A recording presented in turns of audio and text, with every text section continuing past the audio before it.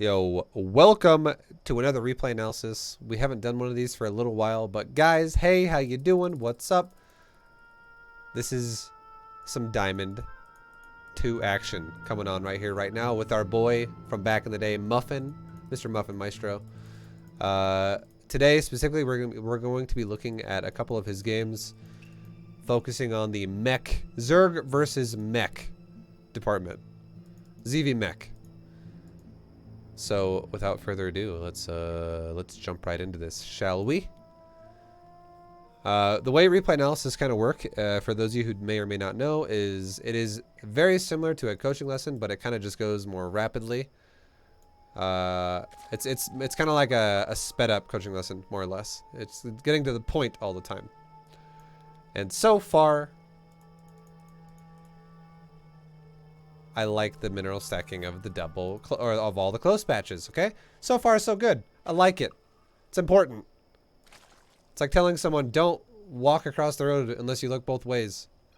And then you keep watching them just run across the road and you're like, oh my god, please. Just look both ways before you cross the road. He's doing it. He's doing it. I like it. Okay. So we have a 17, it was a 17 hatch against Terran. That's totally fine. I like it. Pretty standard stuff. Nothing crazy yet. We now have a 18 gas followed by a 17 pool. Very, very, very standard opening against Terran. This is fine. I like that he's leaving 16 drones on the mineral line. Oh my god, he ripped one off. No, it's okay. It's fine. It's not the biggest of deals. Because it was a very minor amount of time that happened. But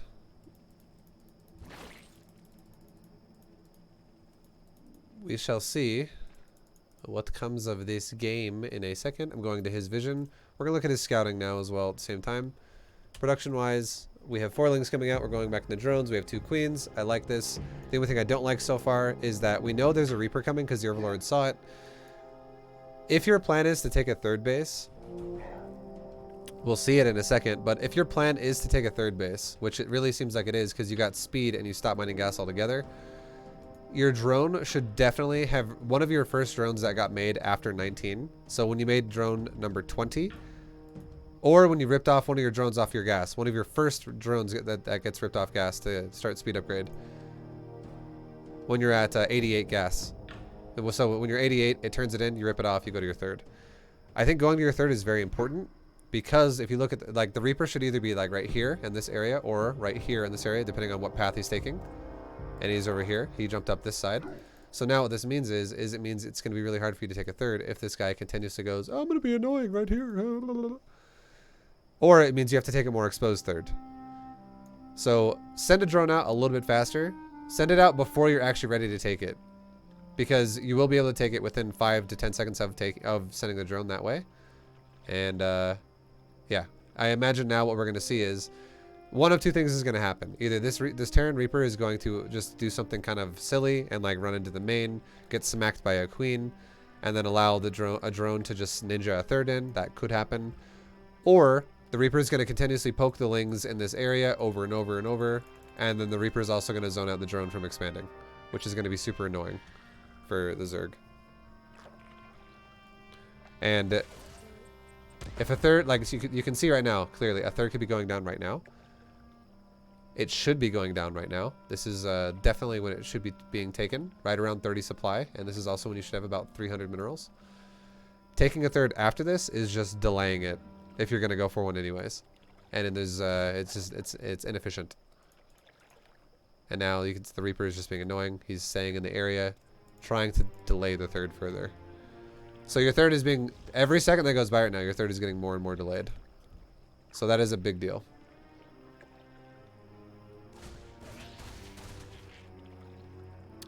Now, I will say this as well. This Terran player put basically 0 effort into delaying your third base. Once you actually sent your lings that way, a good Terran will actually focus fire your drone and kite your lings basically, which means you won't be able to take a third until one of 2 things happens. in the correct location you want to take it in.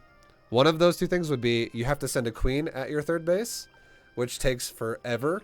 Your third will be about a full minute late if you do that. And the other one is you have to wait until your speed's done, which is the same thing. Your third will be about a full minute late if you wait for that. It's very, very late thirds, essentially. Not good.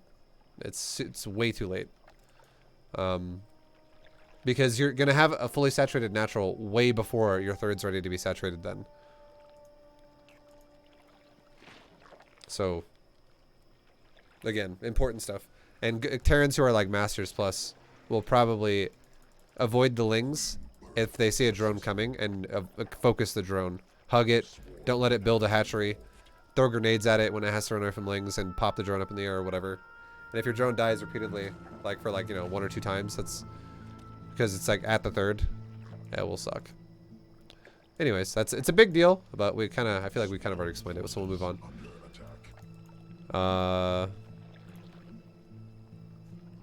Yeah, this is a lot of gas already. This is a lot of gas. We have 3 gases going off of 2 mineral lines. This economy is already like ridiculous on gas. There's no roach horn, there's no layer, and there's no baneling nest, and there's no evo chambers. So all this means right now, all I can see that's going to happen is your gas is going to climb up to like 300-400. Like it's going to get wild. Like I would much rather have all 8 of these drones, really, because this is 2 gases that would have been 2 drones, and then 6 more gases, 6 more guys on the gas. 8 drones being here would have been fucking juicy, so good. That gives you way more queens. Queens are gonna not only deal with this better if you have more of them, they're gonna also creep spread faster, and they're also gonna deal with this better. Queens are gonna deal with BCs really easy if you have more than 3. You also don't have enough queens to where you have 1 queen injecting, and you have no queens injecting your natural or your third because you're having to deal with these Hellions. This is just way too much gas.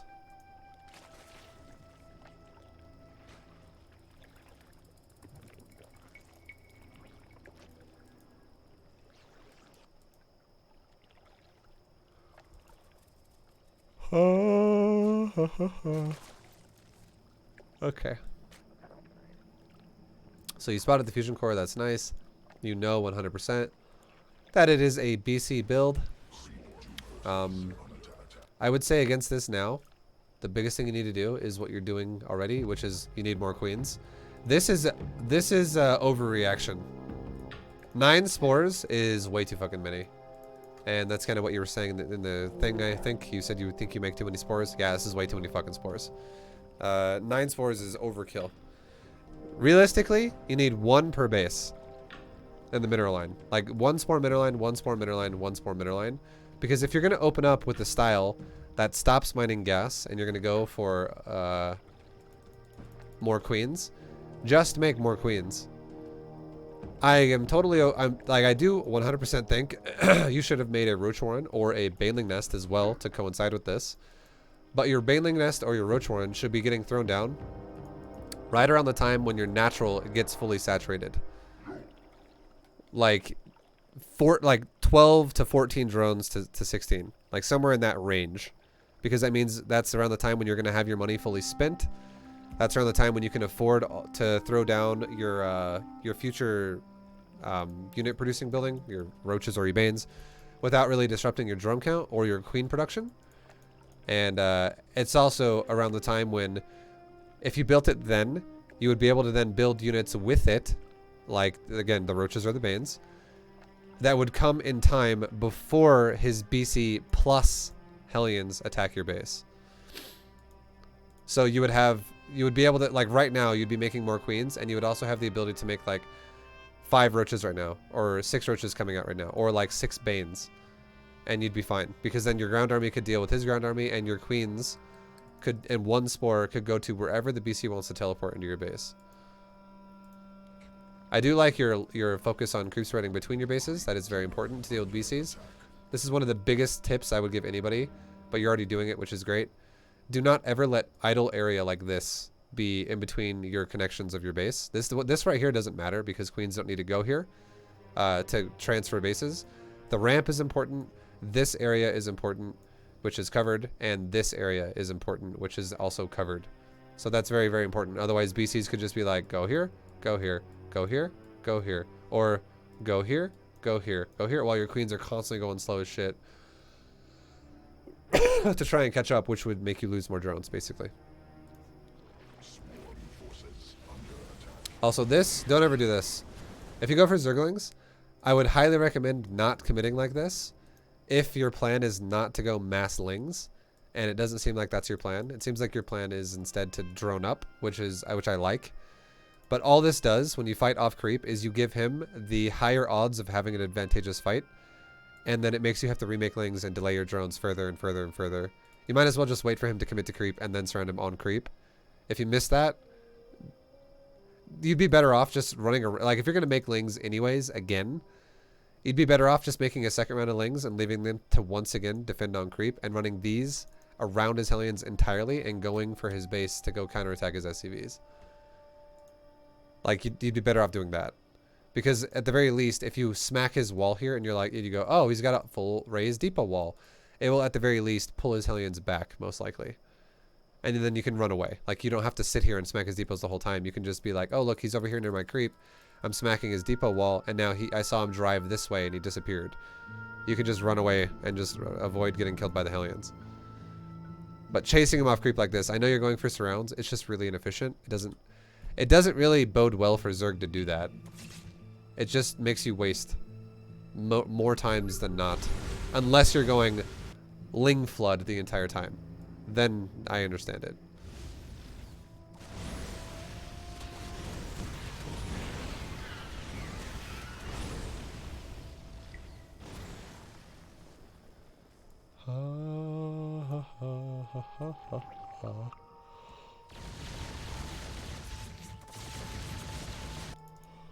Look at these queens, though. Look at this. These queens are crushing. Queens are so good against BCs. Early on. When there's only 1 or 2 BCs. At this point now, what you should do is you should keep making drones. I like that you are, but I don't like that you lost all your lings, though. Because now it's also kind of vulnerable. But let's just pretend you didn't lose your lings and you had lings still. Or you had roaches or something.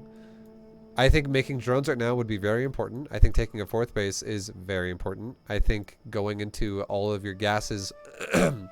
So here's the resource, okay? Let me explain this before, because I'm about to touch on it, but a lot of people won't understand. I was going to say I think getting your resources fully saturated is important, but this is the way you should do it. Fully saturated mineral line. Mine your gas. Get speed. Stop mining on your gas. That's fine. Fully saturate your natural. I don't mind if you throw down a second gas with your first gas, and then when you take your second gas, when you have 32 drones between your 2 mineral lines, you make more new drones. You don't rip off your 32. You make more drones. So you go up to like 38, which is going to be 32 plus 6, which is 3 on the gases. Does that make sense? For everybody listening? You saturate your first 2 gases once you have fully saturated your first 2 mineral lines, and I am okay with you mining speed before that. And then pulling off like you did. That's fine. And then I do not want you to take gas 3, 4, 5, or 6 until you have 3 fully saturated mineral lines. Going Evo chambers early before layer, do not do that unless you're doing an all-in. If you're doing an all-in, it's a totally different build. Then that's fine. But do not take Evo chamber before layer. The only thing I want you to do before layer in terms of gas cost would be I'm okay with Overlord speed, I am okay with taking a layer itself, and I'm okay with throwing down either a Baneling Nest or a Roach Warren and making some of those units to defend against these Hellions. The rest of your mineral income should 100% be on making Overlords, Drones, Queens, and Zerglings. And then your occasional static defense when you need it. If you're going to go for a faster layer and you're going to go for a more delayed Roach Warren or Bane Nest, I would say, and you're just relying on lings, I would say if you know your opponent's going into a Hellion opener, it might not be the worst idea to throw down maybe like a spine for now. Just like 1 spine, because if you If you delay your gas like this a bit, like where you don't even leave any drones on it at all, and you have 0, having a spine here will help you a lot against Hellbat timings, because I 100% could have seen you die repeatedly to a Hellbat timing this game if someone did that, the way you played this out. And then if you don't delay, then what you did is fine, because you would make a roach run around, like I said before, 12 to 14 to maybe 16 drones on your natural. I would recommend probably more around 12. And then your roaches would be out in time to deal with anything that is 6 Hellions or more. Or, yeah, 6 Hellions would, more like 8 Hellions or more. The first 6 Hellions would have to be dealt with your Zerglings, and 6 Hellions can 100% be dealt with by Zerglings and a few Queens. It's very realistic. But when you have like 8 Hellions or more, that's when you could have had roaches then, or Banes, and that could have dealt with Hellbats as well. So if you would have timed that accordingly, like nicely. The biggest thing is more like, if you go for a layer and you go for your tech building, I don't think you need a spine. But if you're the kind of player that's like, no, I'm gonna get Overlord speed now too, and then I'm gonna get a layer, and then I'm gonna get a roach horn, then I think maybe you want to get a spine if he's going for Hellions. That's more what I'm trying to say. Like if you really fucking delay it, you know. You didn't get Overlord speed, so I don't think you needed a spine this game. You did definitely need a tech building though. You don't have one. And yeah, the 9 spores is way too much. You can see that he teleported to BCN and your queens alone deflected it. You didn't even have a spore help at all. And your queens did the job. And now you have 9 spores, which was 9 drones. And also the cost of spores themselves. That's just doing nothing.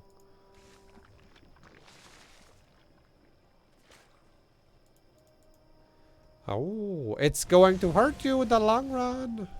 I like that you scouted his 3rd. Muffin. Good shit. Oh, good shit. Is this a coaching lesson? Oh. This is a replay analysis. Very similar to a coaching lesson. It's just a bit faster. But I can already see your economy. Look at this. This is always the problem. This is always the problem. Every time. With everybody. Look at this economy. This economy is not great. I'm going to back it up and we're going to do this on like ×4.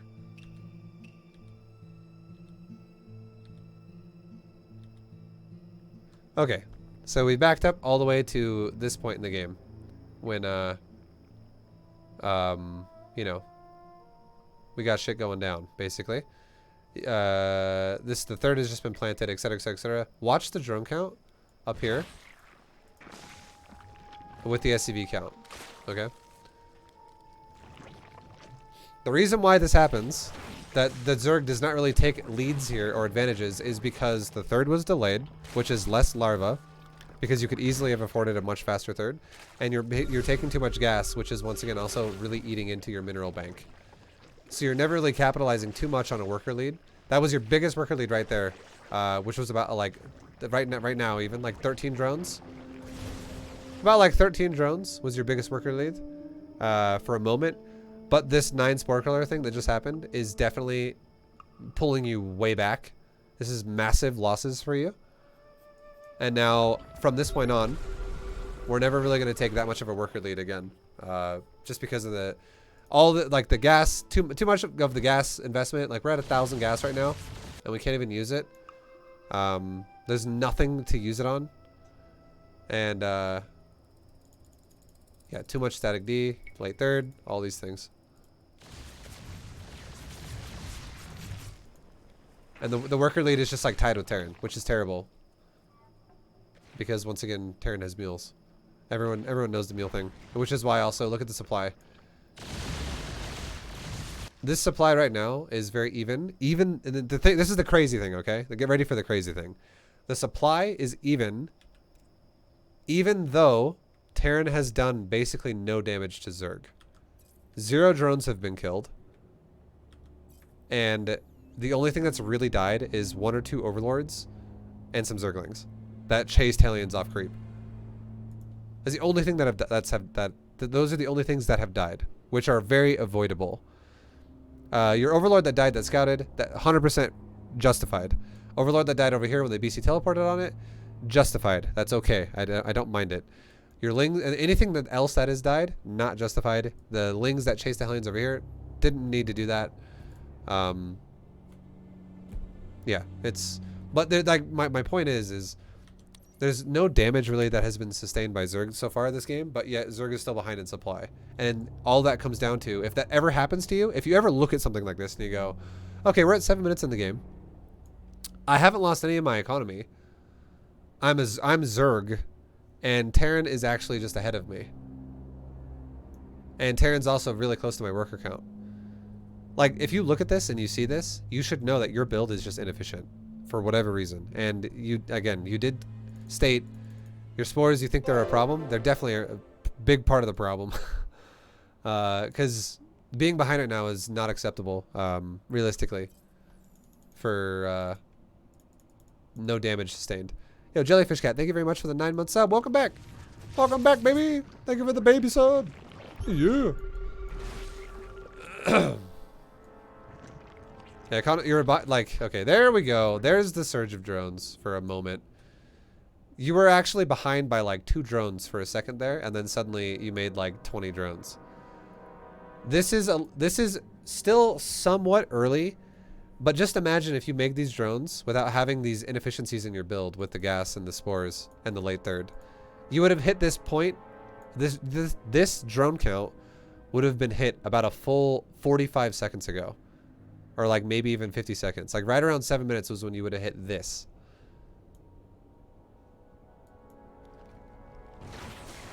Instead of hitting it around 8 minutes.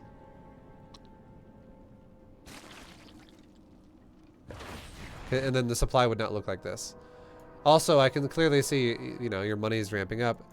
It's because you you massively delayed your Spire and your Infestation Pit once the layer was done for a very long time.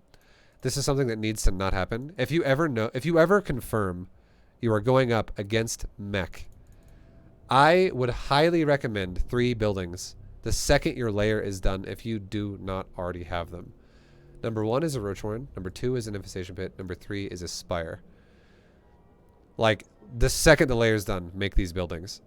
Do not rush your layer. So that's another thing that I don't want to confuse people on. Do not prioritize getting a layer ASAP. Get a layer with the same build order opener we talked about throughout this game. Proper economy management. But once you do take a layer off of a proper economy, once you are layer tech, make all 3 of these buildings if you do not have them, if you confirm before that he's going for a BC Hellion opener, which you did. That should be guaranteed something you do. And the reason why is because you should have the ability to go for roaches with speed, because if the Terran player goes for Hellion Cyclone and you do not have roaches with speed, you're going to have a very bad day, most likely. Roaches with speed are probably the best counter to Hellion Cyclone. Out of all counters, all you have to do is fight on creep and ideally fight near cliffs, because it allows you to not only run away quickly from lock-ons if you're on creep, or chase him down on creep quickly so you can pick Cyclones off. But if you're also near a ramp, you can also run up the ramp and you can wipe all of his lock-ons entirely. You can be even better eventually, and you can micro out the roaches that have lock-on on them while having the other roaches push forward and focus fire Hellions, or focus fire Cyclones rather. My point is if you actually repeatedly pick off 1 or 2 Cyclones every time he tries to connect to you, you can always keep the Cyclone count down to like 5 or less, which is not fucking scary at all. The scary thing about Hellion Cyclone is when you let it repeatedly poke you and you don't do any damage to it, and then you just lose units, and suddenly he has like 12 Cyclones and you're like, well, I'm dead. That sucks. Which is the beautiful thing about the Infestation Pit, because not every Terran's always going to lose Cyclones. It doesn't always happen. So the Infestation Pit is the ability, if he is going Hellion Cyclone, that you can get pathogen glands and like a couple of infestors, and suddenly he dives into you. You fungal his clump of units once, and then you chase him down and focus fire his Cyclones, and you fungal it again while you're doing that. And now he had 10 Cyclones, now he's got 2. Like 2 of them get out that weren't fungaled, and you're like, well, I just reset his Cyclone count. And resetting a Cyclone count 1 time, if you do not lose any economy and you reset his Cyclone count like that, you have such a massive lead in the game, because he will never be able to realistically replace that Cyclone count fast enough to stop you from getting to a point where you max out. It just won't happen.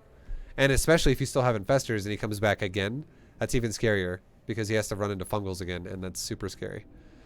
And then lastly, the Spire.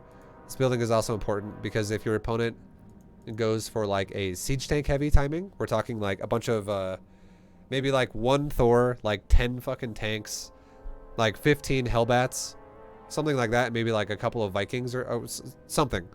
Just a lot of tanks, and he's like leapfrogging you over a cliff, and he like breaks the cliff, and he puts tank. You can just be like, oh, you're going for a tank timing. The majority of your army is anti-ground, and it's really scary for roaches. So how about I just stop making roaches, and how about I just start going mutas? And at this point, if you ever identify your Terran opponent is going to go for mass tanks, you can just get if you don't already have it, you can get metabolic boost. If you do already have it, then great. You can just go mutiling. Literally dive the Thor or dive whatever anti-air he has with lings and let the tanks splash themselves on top of the anti-air. And then the rest, all of your gas at that point goes into mutas for the timing to counter it. And it turns the game into a situation where you can kill his entire push with mutas, and you can then counterattack and kill his economy repeatedly, and then eventually switch. You don't have to go mutas all game there, but you can eventually switch into like broodlords and infestors and stuff like that. And then if the Terran player doesn't do any type of timing at all, if he's more or less just a harass based Terran who likes to expand, and he's chilling on his base trying to make a death ball, you can make drones defensively like you already are, even though I could think it could have been faster. And you can go defensively into Broodlord, Infestor, Corruptor, whatever, and Zergling. And then, you know, you don't have to max out on roaches at that point. Scouting is important against Mech to know if they're going to push you or not. And the way you can tell if someone's going to push you is how fast are they expanding. Like the way this guy's expanding, it doesn't. If I was playing against this guy, I would not be like, oh, we're getting pushed, we're getting pushed. I would think, okay, we're rushing, we're going to keep tabs on what he's doing, but we are going to rush some broodlords out. Don't ever do this, by the way. Big mistake. Do not ever do this. If you are going to play a defensive style against Mech, where you're going to eventually go into a high-class air, do not ever wait on an upgrade like this. Time is very, very, very, very, very precious, valuable, and although you made a spire, a little bit earlier before your layer was ready, I don't mind that. I don't mind that you make a spire like right when the layer is done. Normally, if you know you want to go broodlords, you will make a spire. Normally, if you want to go broodlords, you'll make a spire right as you start the hive, because a hive and a spire have the exact same build time. But if you know he's going for Mech and it's BC opener specifically, getting a spire early is very important because it also could be mass BCs. And if it is that, you're 100% going to need the spire ASAP to make corruptors, or you will probably die. Versus good Terrans. So getting the spire early was fine. Starting a weapon upgrade also, in my opinion, is fine. But if you are going to realize, oh, okay, well, he's not going for a tank. Like, this is okay to start this because if you cancel it, you get a full refund. If you guys didn't know that, if you cancel upgrades in buildings, you get 100% refunds for that. But if he's not going to go for a tank timing, if he's not showing up with a bunch of tanks to attack you and he's going all in with some type of weird-ass attack you're going to make mutas for, the second your hive is done, you should 100% cancel this and just start a Greater Spire. And look at this. You actually started the upgrade, like, right now you can start a Greater Spire. We're missing out on 74 seconds of time to make a Greater Spire with. If you think about how much time we can work with 74 seconds, we could easily have made like 16 broodlords in that time. With our current economy and our current situation, right now you could make 16 corruptors and a Greater Spire, and then over the next 74 seconds, which is the difference here of just being able to start a Greater Spire, all that mining time of gas in the next 74 seconds could be invested into making the corruptors eventually into broodlords. So that's huge. What I see happening is you're opening yourself up to a massive window to die.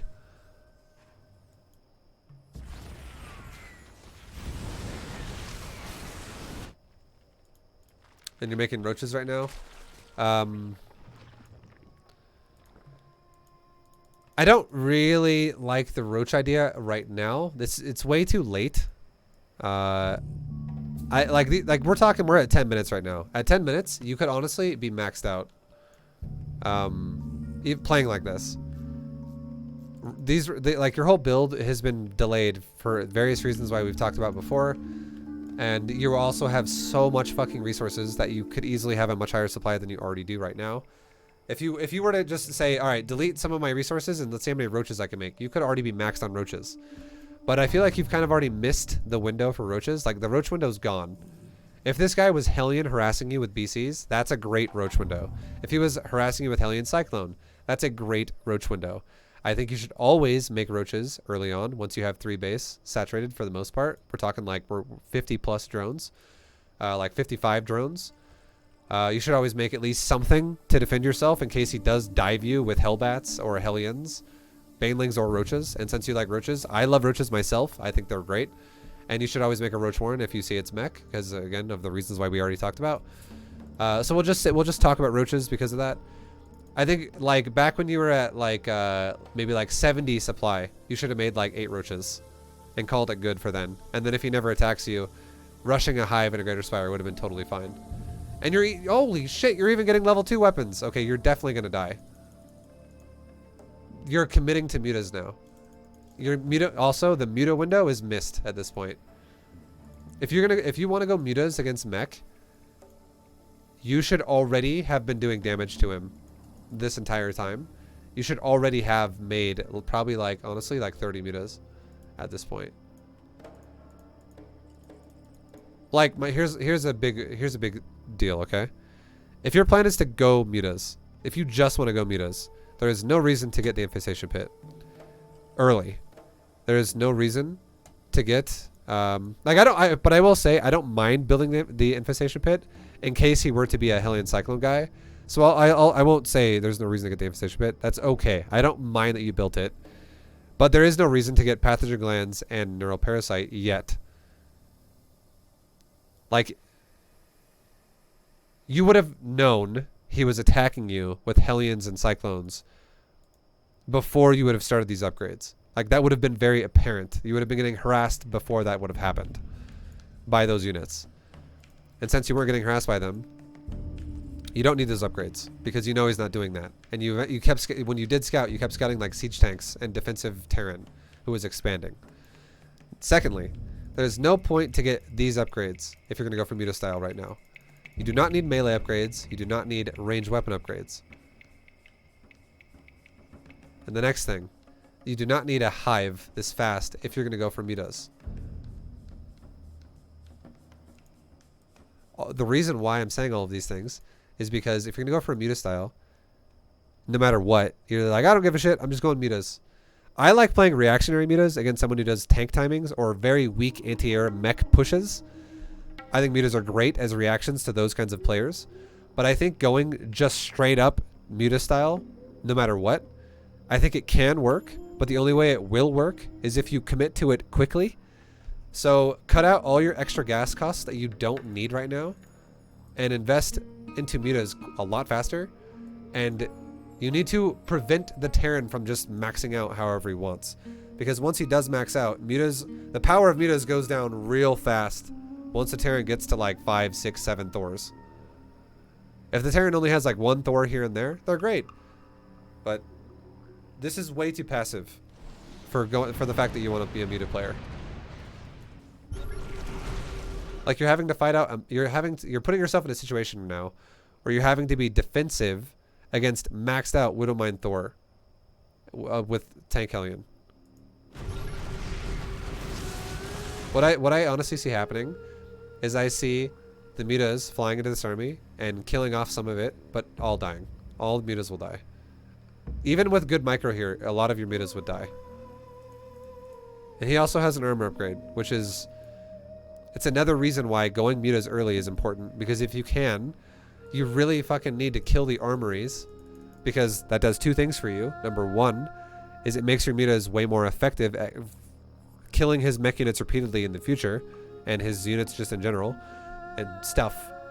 Number 2, you prevent him from being able to make Thors for a limited period of time, which also accelerates the damage your mutas will do. Because if you can deny upgrades and you get upgrades on your mutas, and then you magic box the few Thors that he has and he can't make more for that period of time, it forces Terran into a more ultra defensive position where he has to start making like Widow Mines and turrets everywhere, which reduces how fast he can expand. It makes him turtle harder. But with proper micro, you can still abuse that and kill those things with mutas. You can actually kill mass Widow Mines with mutas without getting hit by Widow Mines if you micro it correctly. Yeah, it puts Terran in a lower economy position because they're investing into more turtley positions, not expanding as fast. But what's going to happen now with how you've delayed it so hard is you're now putting yourself in a defensive muta position, which is the worst position with mutas overall. It's only good when your opponent is doing a timing where they have no anti-air or very little of it, because then you're not really being, even though it is defensive, you're not trading. You're just overpowering easily because they can't fight back. But when you fight armies with mutas where they can trade with you and you're doing it defensively, it's fucking awful. You never want to fight defensively with just mutas against like a bunch of hydras. You never want to fight defensively with just mutas against a bunch of stalkers and archons. You never want to fight defensively with mutas against Thors and Widow Mines. Whenever you fight against these kinds of army compositions, you always want to be aggressive because you always want to maintain a superior economy, which you are not doing right now.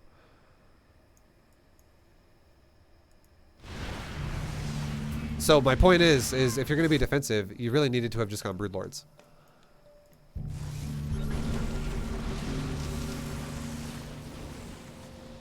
These mutas are going to fly in and just get massacred.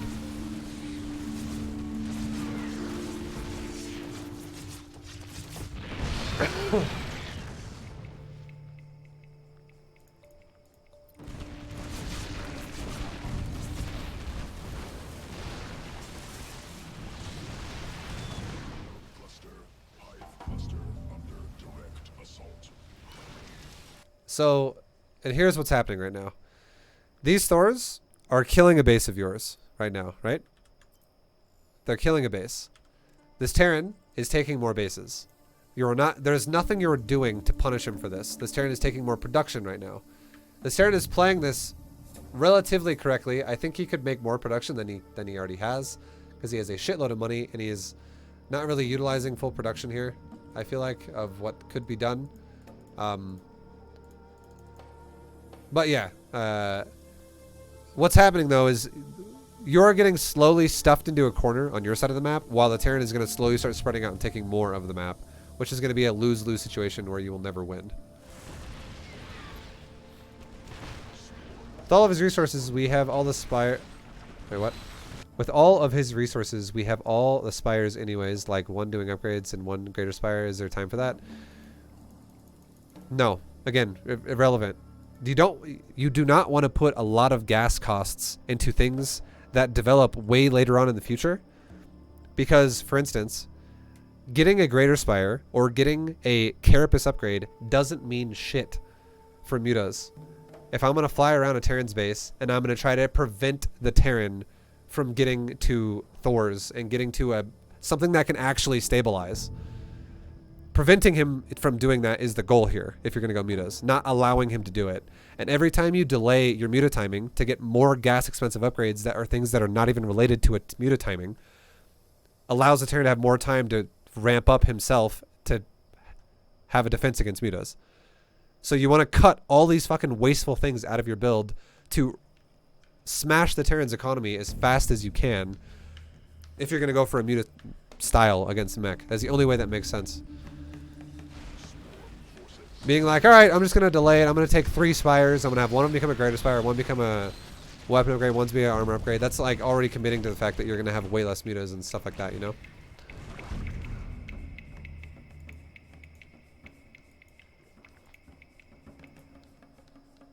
It's just you need to like timing is important here.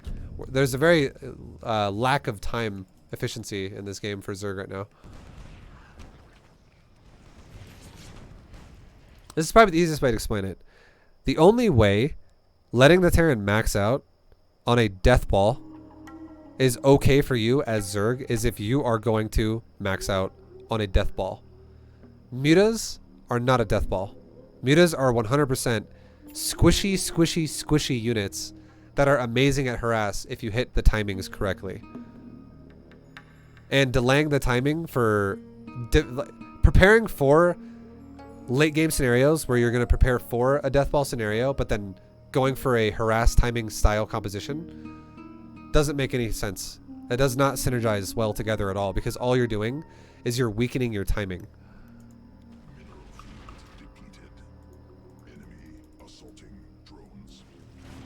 It's like, look at the resources lost right now. We've done nothing to the Terran's army. And you know why this is? It's because the Terran was allowed to max out before we made a harass army.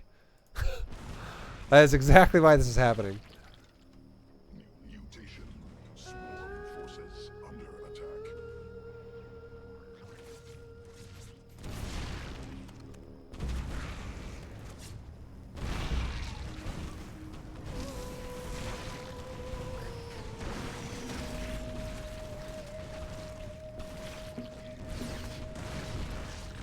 And now roaches are being made. And roaches, again, roaches are only really going to be good for you early game.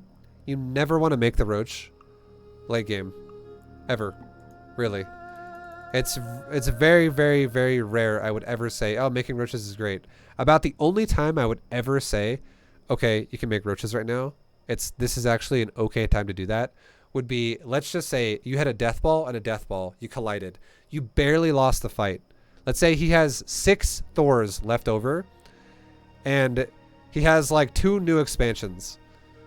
The fight just happened, and as it was happening, you're like, okay, I need to remax roaches right now, because I need to save my economy, and making another Broodlord army would take too long. I need to not only get rid of him really fast in my base, and roaches can be made really fast. I have a lot of larvae to do this. But at the same time, I can try and run across the map really fast after I finish off what's in my base.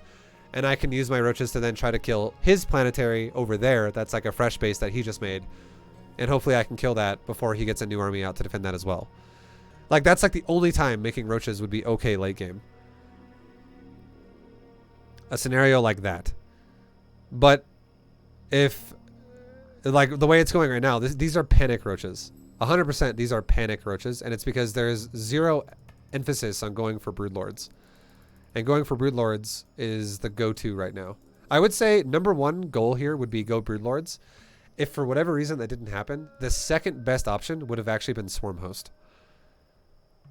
And then if that doesn't happen, the next best option, yeah, could be Roach Infester. This is like your like a B grade army. When you have like an A grade and like an S grade army, you could make instead. But even Swarm Host are not great if you let the Terran max out. So Swarm Host also would fall into the same predicament that the Mutas did in this game, where if you go, okay, well, I'm going to let the Terran hit 200 supply, and then I'm going to make Swarm Host. That is completely reducing the power of that unit, because that is also a harass-based unit. So Swarm Host would be, again, also kind of a terrible choice. Like, you would do a little bit of damage to his Thors every time, but if he just pushed, he would take like 2 Thor losses against mass Swarm Host with his current size of his army, and then he would kill 2 expansions, and then he would have more Thors coming across the map. He'd launch another wave of Swarm Host. He might lose 2 or 3 Thors. His new Thors would group up with his old Thors. He would kill more bases. You would eventually just die because you allowed him to max out. And yeah, roaches, like I said, like, watch, they just trade like garbage. Not only is there a massive supply disparity, but roaches are like the, you know, like I'm fucked scenario kind of unit.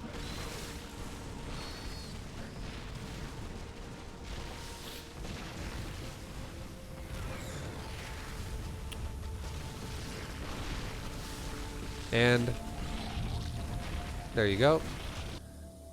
The best thing in this fight that happened for Zerg was not the roaches. It was the infestors, because the infestors actually knurled the Thors, and the Thors were killing other Thors actually really fast. This would not happen if there were like if there was something else to kill the infestors. It was just Thors, and like he put his Widow Mines defensively on his Thors. He didn't put them aggressively on the Infestors. So that's why the Thors here kind of just died. But at the same time, all like the Zerg still overall is going to ultimately lose this fight. The Zerg is completely out of energy on all of his Infestors. All of his Roaches are dead. The only way the Zerg is going to win this fight is with a new army, new reinforcements, like new Roaches. Tech Jazz, thank you very much for the gifted sub to Boom. Thank you, dude. And welcome, Boom. Welcome back to the VFam. Complete. But yeah, my point is let's just say there were tanks there. Let's just say that there were Banshees there. Let's say there were Liberators there. There were Battlecruisers there. There were Hellions there. Something that could have also pressured the Infestors while they tried to neural. You are absolutely dead with this kind of a composition. Infestors are amazing, but Roaches are like worse forms of Broodlords. They fill the same purpose. Just to throw this out there, 2 Roaches is the same supply as 1 Broodlord. 1 Broodlord does the job of 2 Roaches 1,000 times better. Hive cluster under direct assault.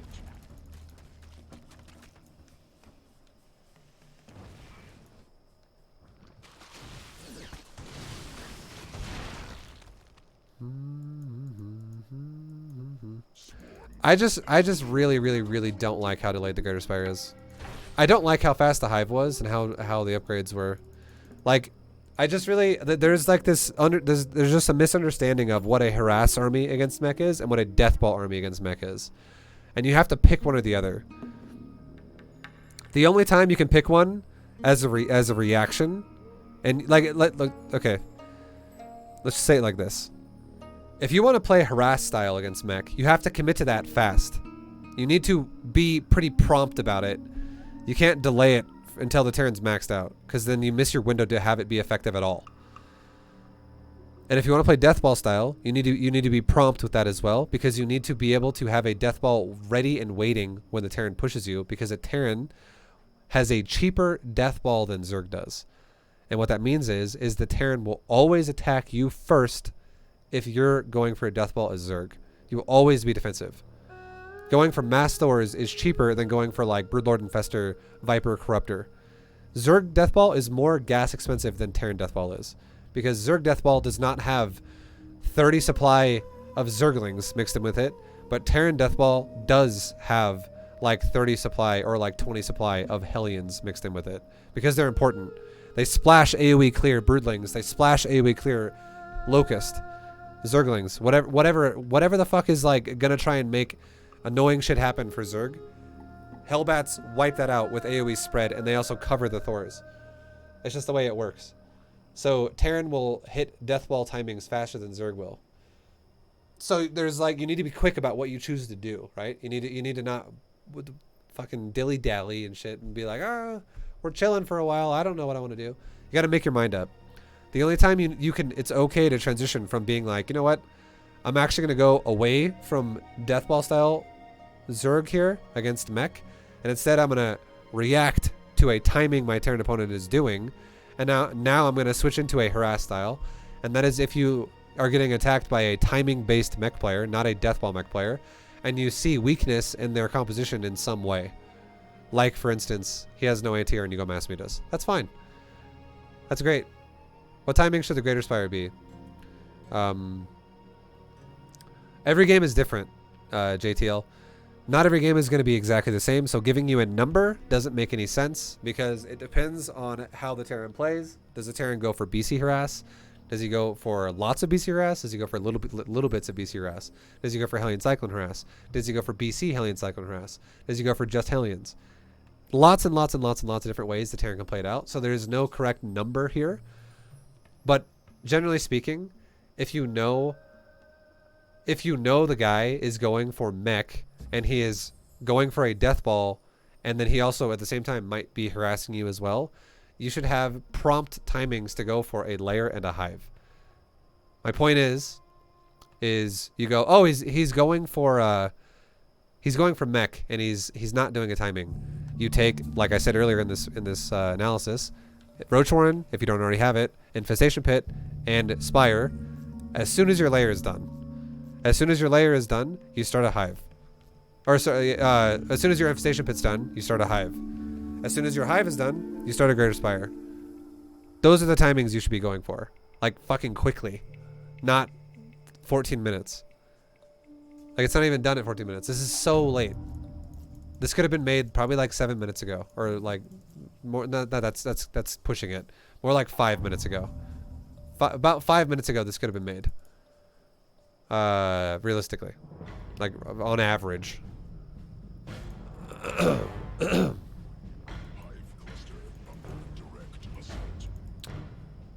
What's up, Rudy? But yeah, it's just these armies just blow for Zerg. They're bad. We're just basically fighting Terran with harass-based Zerg armies, and the Terran is deathballing. That's never gonna go well for you. This would be the equivalent of Terran never getting off of Marine Marauder and Medevac, and is fighting against Broodlord Infestor armies for Zerg. And then, let's say he also never drops, and he's just going for, like, every time the Terran player gets attacked, he just tries to defend by stim packing forward into Broodlord Infestor. Like, that's what this is literally like. It's like harass-based armies. It's not deathball armies. And there's no way you're ever going to win playing this way. Because you can see now, look at this. Once you have tanks involved, this is exactly what we talked about a second ago. The only reason why the Roaches and the Infestors were able to hold off against the Thors earlier was because the Widowmines did not support the Thors aggressively to kill the Infestors. They supported them defensively to cover from the Roaches, which was a mistake because Roaches don't matter. Roaches are shit against Thors in high numbers. But now, look at this time. There are Infestors knurling again, but now you have tanks supporting the Thors against the Neural Parasite, which is correct this time. And look at how inefficient the Infestors are here. And again, for those of you that are like, well, what should Zerg do then? Don't fucking fight deathballs with harass armies. Have Broodlords or something. Something way more effective. Look at this. And suddenly, it's over. Like, that was quick.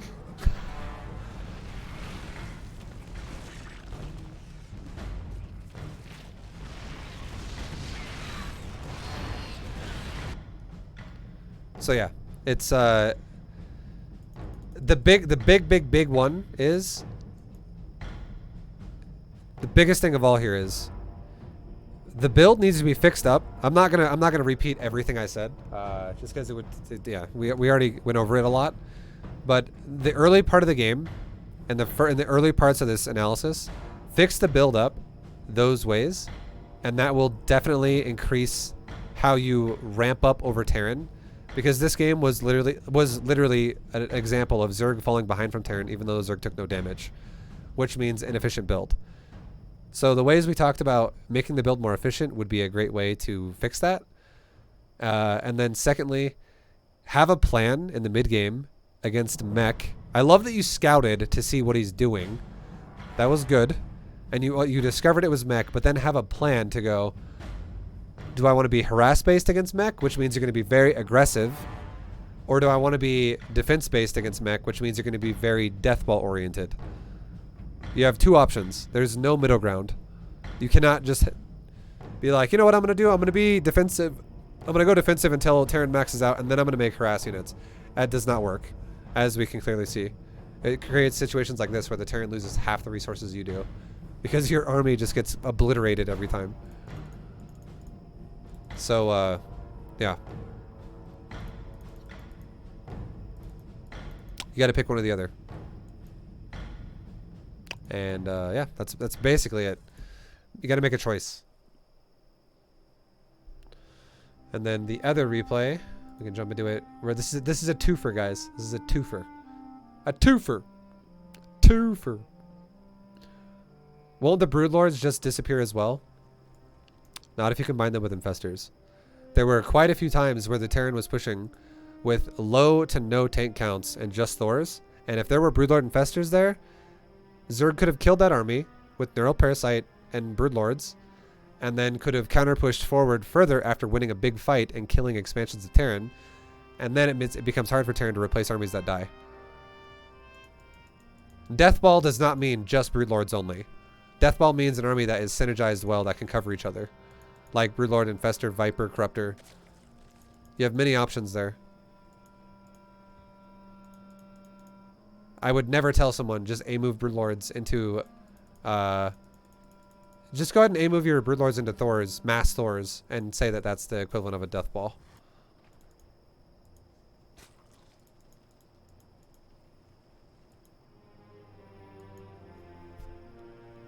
So the point is, slow down the Terran and keep him behind if you're going to play Harass style. Which is Muta, Swarm Host, Roaches, Speedlings, Banelings, things like that. That's fine. Hydra, Lurker. You can totally play Harass-based styles if you want to. And yes, if you're going to play styles like that, the goal is to not let the Terran max out. And instead to fuck him up repeatedly and to expand while you attack him. Because if you... Here's the thing. If you attack a Terran, okay... And a Terran player is like, I'm defending on 3 bases. I'm defending on 3 bases. I'm taking damage, but I'm defending on 3 bases. I'm defending on 3 bases. And this happens for 7 minutes. Okay? 7 minutes of this. And now the Terran's like, oh shit. The Zerg is still attacking me, and I'm still defending on 3 bases that are mining out now. At this point in time. And the Zerg has expanded 2 more times in this process. Zerg is on 5 bases. And I'm on 3 bases. Yes, that is a great position to be in if you're effectively doing damage repeatedly. Because you're containing the Terran. You're keeping him low supply. You're keeping him low economy. And you are slowly expanding while you do this. So what that means is your attacks will never stop. But he will eventually stop being able to defend them. That's what that means. If you don't harass the Terran... and you don't put Terran in situations like this where they're stuck on defense and they're falling behind because you're consuming the map as you don't let them consume their side. If you don't do that and you make harass units while you let the Terran consume their side of the map and expand a lot and max out, your harass units are going to become shit units that are going to go over there and they're just going to die. Like, if you try to attack into a maxed out army of Terran with... You just saw what just happened. It fails miserably. In that last game. Like, it just doesn't do anything if you allow them to max, because, again, you're fighting a death ball with harassment, and that doesn't really go very well for Zerg.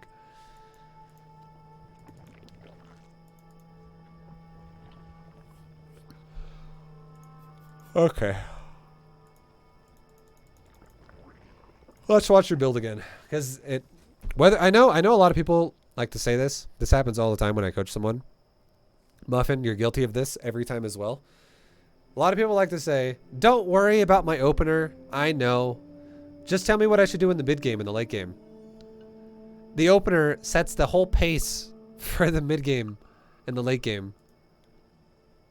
The opener is actually more important.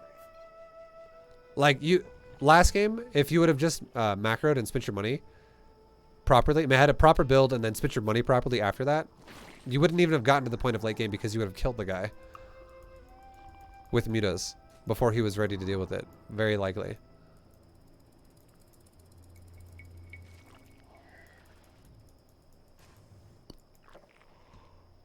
Okay. Once again, this is around the time when a third should be being thrown down. Right about now. Birth successful. Newly birthed queen ready. Yeah, I want you to, if you're going to go for no gas like this, I want you to take a third base and then take a queen after. Not queen, queen, and then third. Because what happens if you go queen, queen, third is if the guy opens Reaper, like we talked about before, the Reaper will just annoy the shit out of you and delay your expansion. This time there was no Reaper, so it wasn't that impactful. But if there was a Reaper, it just ruins everything. What's up, Narako? I'm doing a replay analysis right now. Swarm has evolved.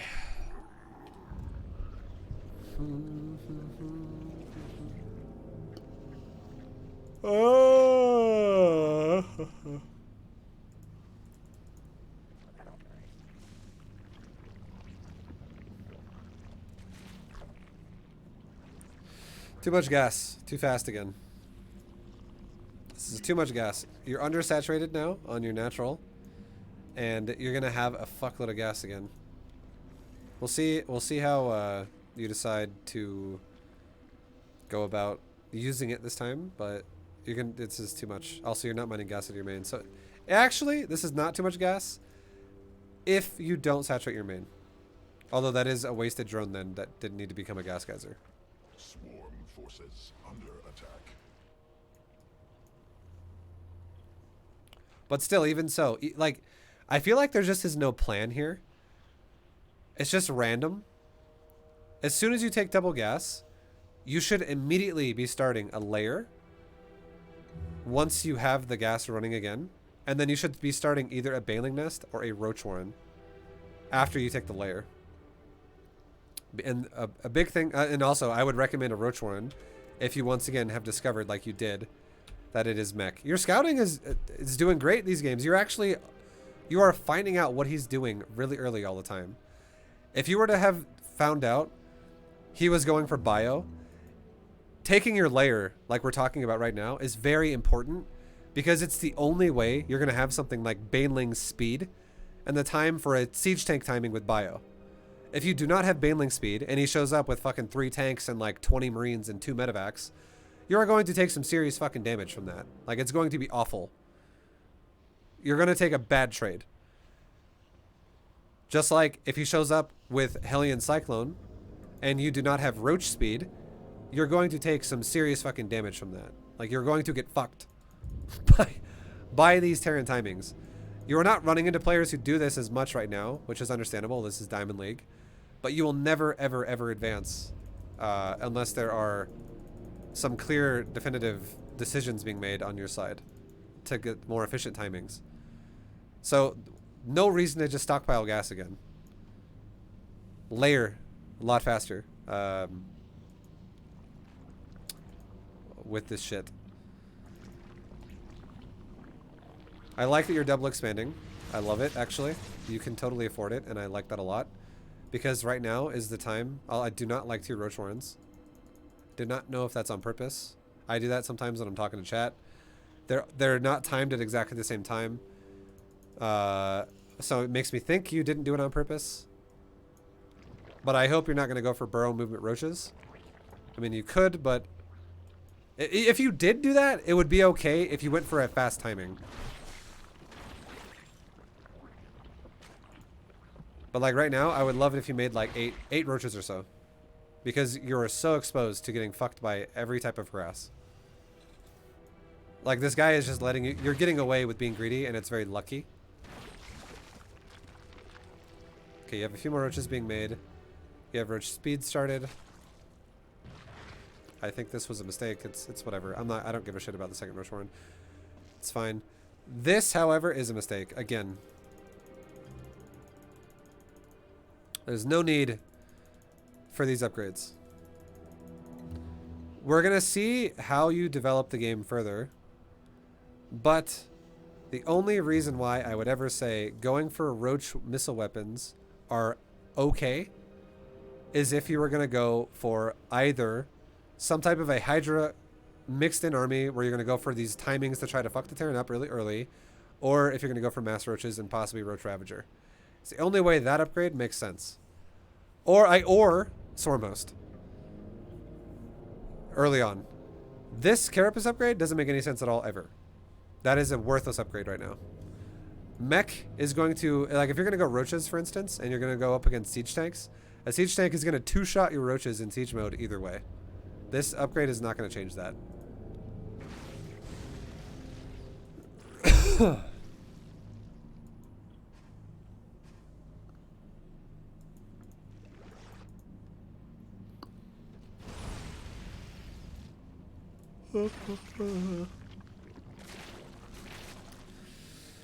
You made drones a lot faster this game.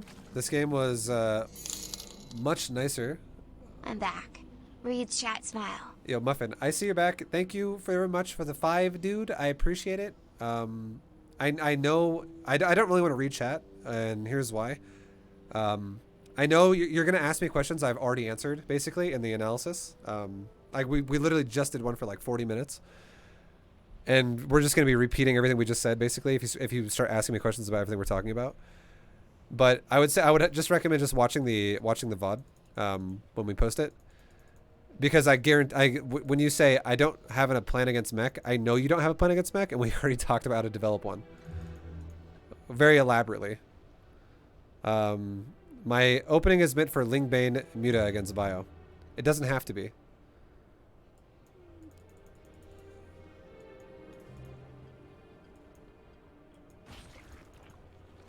Like, you're scouting these mech timings before you're committing to these things.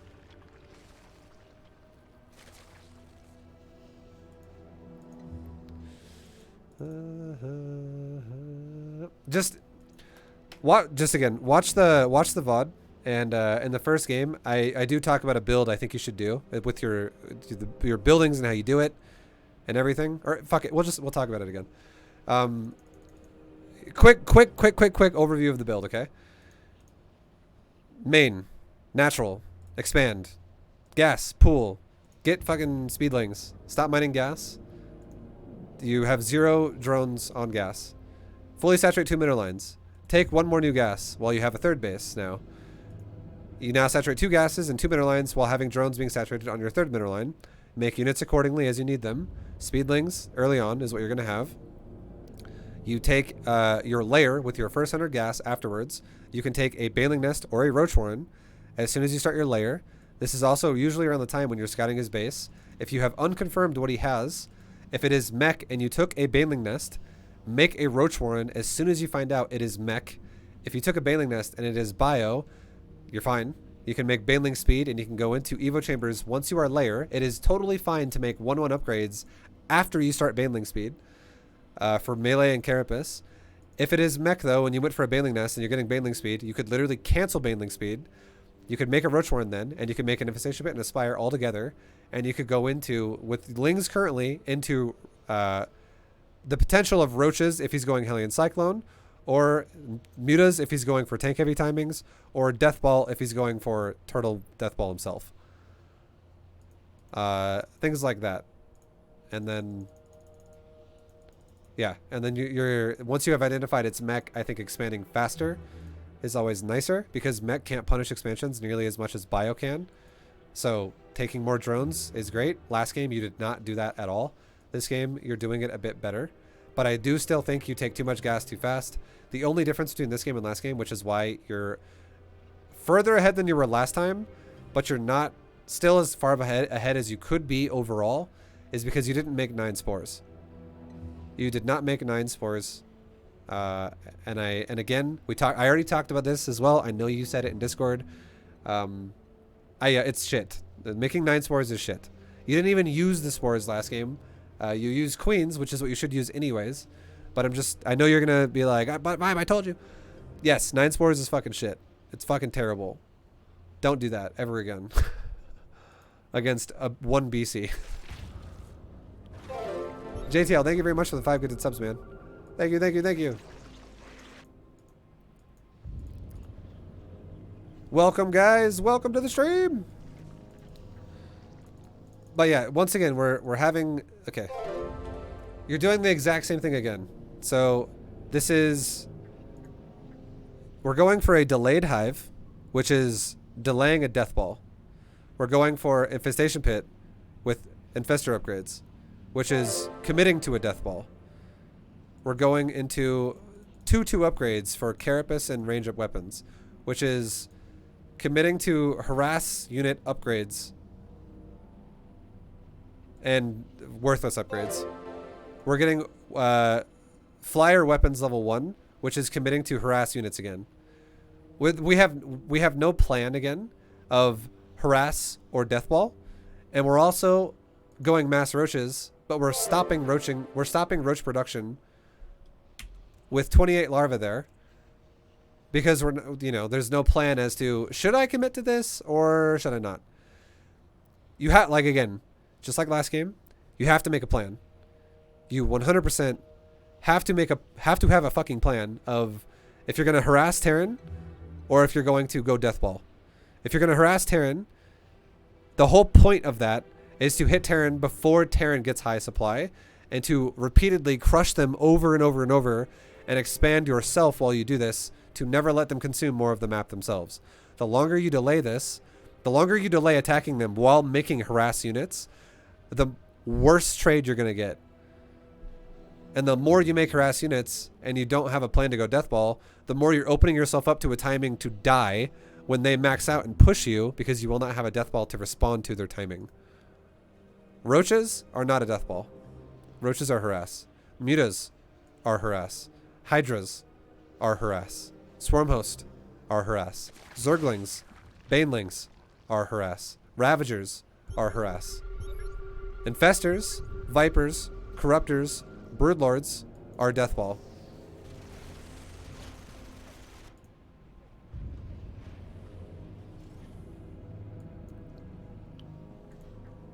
So now we're going infestors. Look at the Terran supply. We have not actually attacked the Terran once yet, and the Terran is maxed out. This is incorrect. You're sitting on a bunch of roaches that are absolutely worthless at this point in the game now. When the fight does happen, I expect to see something like a Terran getting a trade of 5 times the value of Zerg. Your creep spread is amazing. Your unit choice is abysmal, fucking terrible.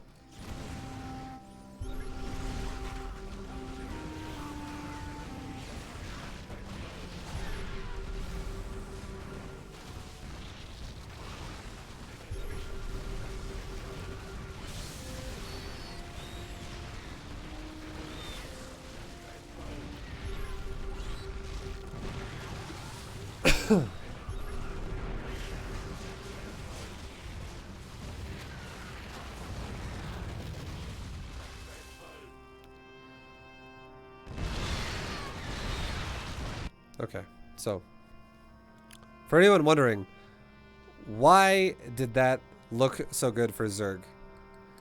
The reason why is because the Terran walked away from his tanks. He walked away, he led his army. He did 2 things wrong. The Terran split his army up, and he also walked away from, once again, something that covers his units from Neural Parasite. If this Terran instead had sensor towers, more of them, like one more like right here or something, and he saw where your army was, and he scans you, and he sees, oh, this guy's got infestors. Okay. And then he just has tanks nearby his Thors. So that every time, because Neural Parasite is 9 range, a siege tank is 13.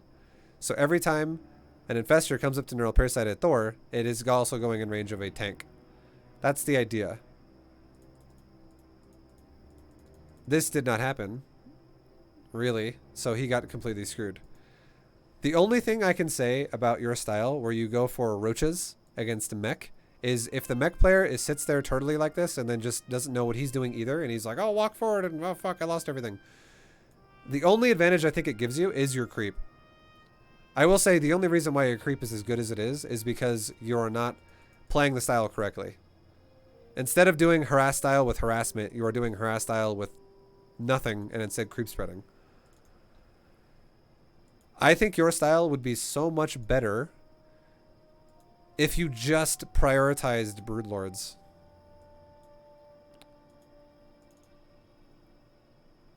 Like you are going to hit a serious brick wall against Terran playing this way. Once you start playing Terrans who know how to cover their shit a little bit better.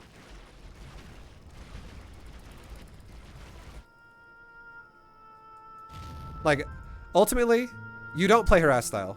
You do not. That is not happening. You definitely are a macro player. You are a defensive macro player through and through. I do not think you're a harassment player. Your creep spread also suits your style of defensive macro player even more. So here's the one fix I want you to do. If you ever go, oh, it's mech. Stop going double Evo chambers. Stop getting double upgrades. Do not do double upgrades anymore. Stop getting weapon upgrades on your Spire. Just get a hive. Like, as soon as your layer's done, get Infestation Pit, Spire together. You're a Roach player as well. You're not a Baneling player. So make your Roach Horn when you start the layer, when you have enough money for it, where it's not going to fuck your drones up. So you can make Roaches quickly after your layer's done. But make like 8 roaches just for defense against potential Hellions. And then if this guy's like a Hellion cycle player, you can make more as needed. But if this guy, if the player you're playing against is a guy like this, where they're defensive as fuck and they just sit there, don't make mass roaches. Do not make mass roaches. Instead, fucking get a fast hive and go broodlords quickly. You could have made broodlords at like 9 minutes. And look what you're doing at 9 minutes. You're probably massing roaches.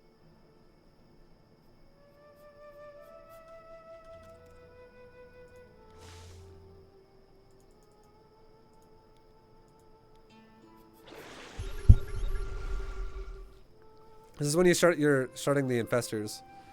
I don't mind the infestors being started before broodlords, especially if you're expanding quickly because you understand Mech can't punish this as well. It's great. I love it. And you make some corruptors now. Like here. This is actually a better example. Look at this. Let's go back even further. Actually, we're gonna look at this on ×8, and we're gonna look at 2 specific timings. We're gonna look at layer, and we're gonna look at infestation pit timing. Your layer is already really late because look at your gas. Your layer got started when you had 400 gas. That's very late.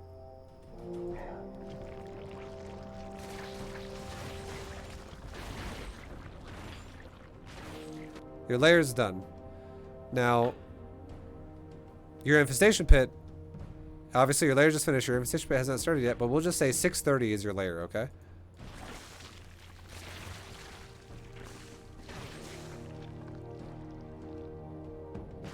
Infestation pit starts at 7:30. There's 1 minute of time. Let's go back to make this a full time measurement here, so we're not missing anything. But that's 1 minute between layer finishing and infestation pit starting. That is 1 minute. Now we're gonna wait till fully saturated on two mineral lines. Okay, that's the goal here. And then gases should be started again right now. You should be taking gas again like right now. And you saturate it, and you have drones on your third. This is fine. I don't mind your gas time. I don't like the third gas. I think you should just resaturated your natural one, your main one, and taken 1 more. But you're still only mining up 2 gases, which is a really important part. But now let's look at when you have 100 gas. 444. Okay, so 444 until layer starts.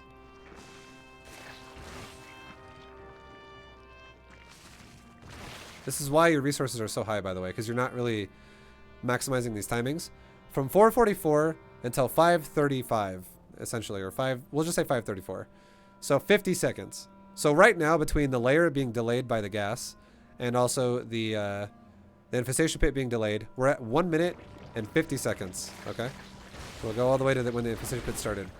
No, we're already 1 minute 50 seconds behind where we could be.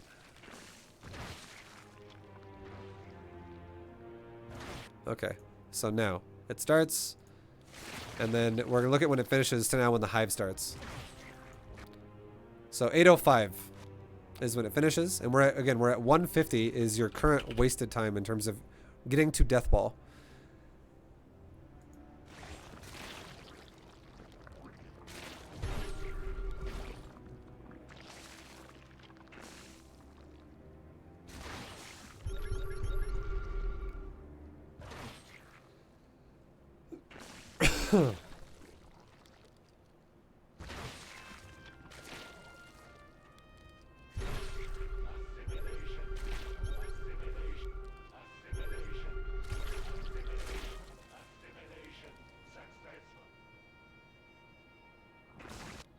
Okay, so 12. We'll say 12:30, just to round it off, because 8:30, right, was when this finished.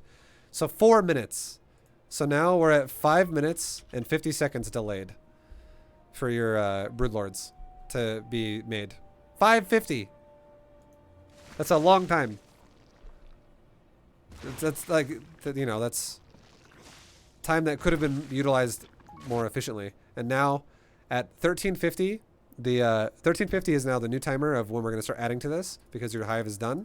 You should be literally opening up your spire. If you're going to go deathball, This spire should not be occupied by an upgrade at this point. This should only be if you're going mass mutas and you're already harassing him the whole time. Which again, we explained in the previous game for a bit. It's the harass style logic. But right now, your greater spire should be starting and getting ready to go Broodlords for actual Deathball army. And again, 1350 is the start of it. So we'll look at when the greater spire starts now from 1350.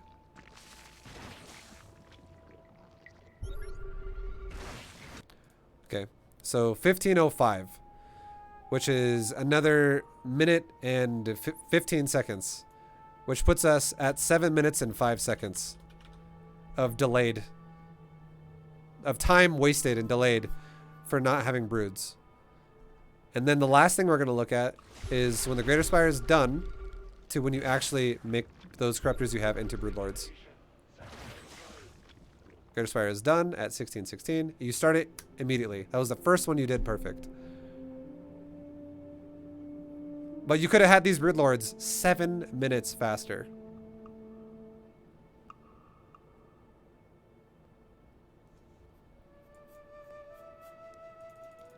Now, with that being said, that is a big fucking deal. You really need to prioritize your build timing tech tree. It's pretty fucking important. But now let's go back at this point and watch your unit choices. Again, roaches are harass-based units, and they only really perform well if you keep your opponent low supply. Like, you should already be maxed out if you're going roaches, basically, if that's your plan.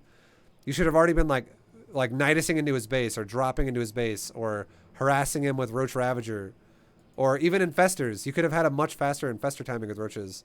You could be maxed out when you could have like probably 7 Infestors and max roaches when he's only at like 140 supply or 150 supply. And you could be hitting him right now with like 7 neural parasites and roaches.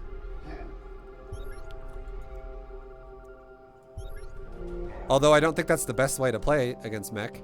That is a very aggressive way to play. It's more of a gamble. You need to find openings to do that. If you did play like that, your creep surge would not look like this. So, like, again, your playstyle is definitely defensive macro player, which is totally fine. But you need to make that style suit you better, which is focus on your tech tree. Now we'll speed it up to when you kill his army. We already saw this part.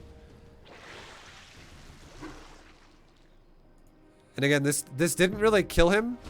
This could have killed him if it was a lot more precise, if it was a lot more like, you know, optimal. This timing could have been 2 minutes ago. But again, it's because you're doing everything. You're juggling everything at once. You're going like, I'm going partial deathball, partial harassment. But yeah. Check this shit out, okay? He doesn't cover his shit at all with siege tanks. He splits his army up a lot. Thors are really isolated and exposed. Tanks are still sitting here. You kill his army. You are still maxed out. You are now doubling his supply almost. And then tanks are there. And like I said before, it doesn't matter how many armor upgrades you have. If tanks are in position, you're going to get fucked by tanks. And just imagine if he had 5 tanks, by the way. 2 of them were unsieged, driving around up here while they died. And 3 of them stayed siege out of range of the Thors entirely. Can you imagine how bad that fight would have gone? If he just covered his fucking Thors with tanks? If he played properly? Like, he would have crushed that shit, no problem. He would have been totally fine. But he made a horrible judgment call with how he moved his army. But even so, you are still not killing him. Because you're out of energy on a lot of your infestors. Or somewhat lower. You can't really neural anything right now. All you can really do is fungal here and there or throw out infested Terrans. But by the time it takes you to wait for neural again, he's already got a new army.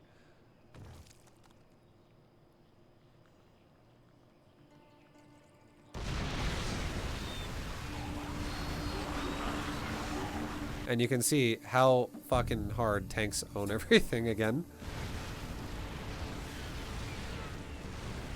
Tanks are really good against ground harassment Zerg units.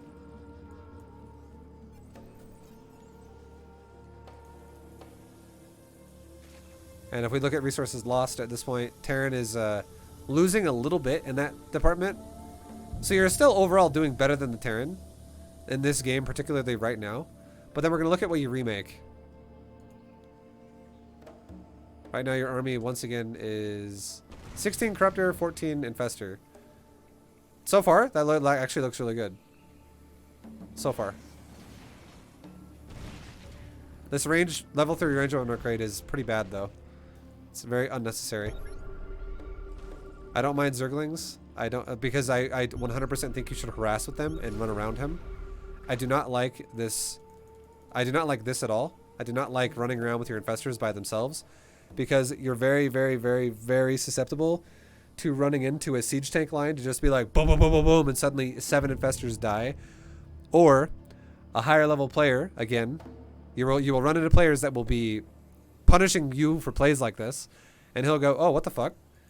It's like 15 infestors or 14 infestors just running around in the middle of the map by themselves, and he just goes EMP, EMP, and then all your infestors are just drained of energy because you're just running around in the middle of nowhere.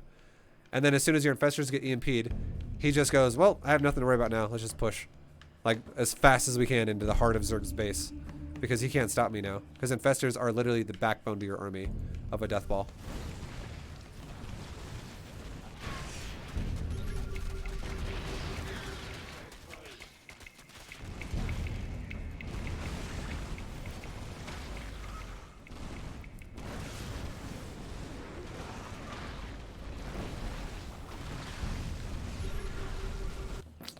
Okay, and now you have 11 infestors still. How many of them died? You just lost a lot of them. Where did this happen? I kind of skipped this.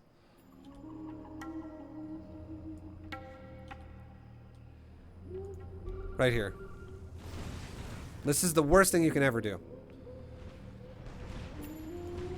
These infestors should have been 100% combined with your broodlords.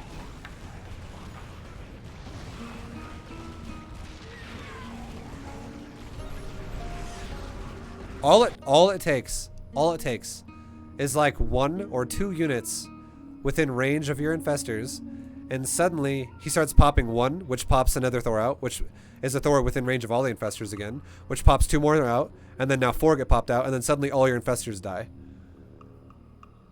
Like, all it takes is, it's like a chain reaction. As soon as 1 Thor gets popped out of your neural, they all start popping out really fast after that, because 1 Thor can like 2-shot a fucking infestor basically.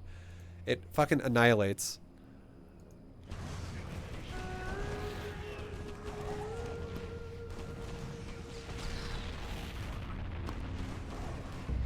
And then all your infestors died right there, which means you just lost your neural, and also a lot of gas went down the drain. Oh my god, this guy's fire is so fucking late. Here's another thing too, okay? This is another tip. Pay attention. You really need to pay attention to your worker count, okay? In StarCraft 2, you have multiple ranges of worker counts that have multiple purposes. 100 drones in this bracket of 90 drones to 100.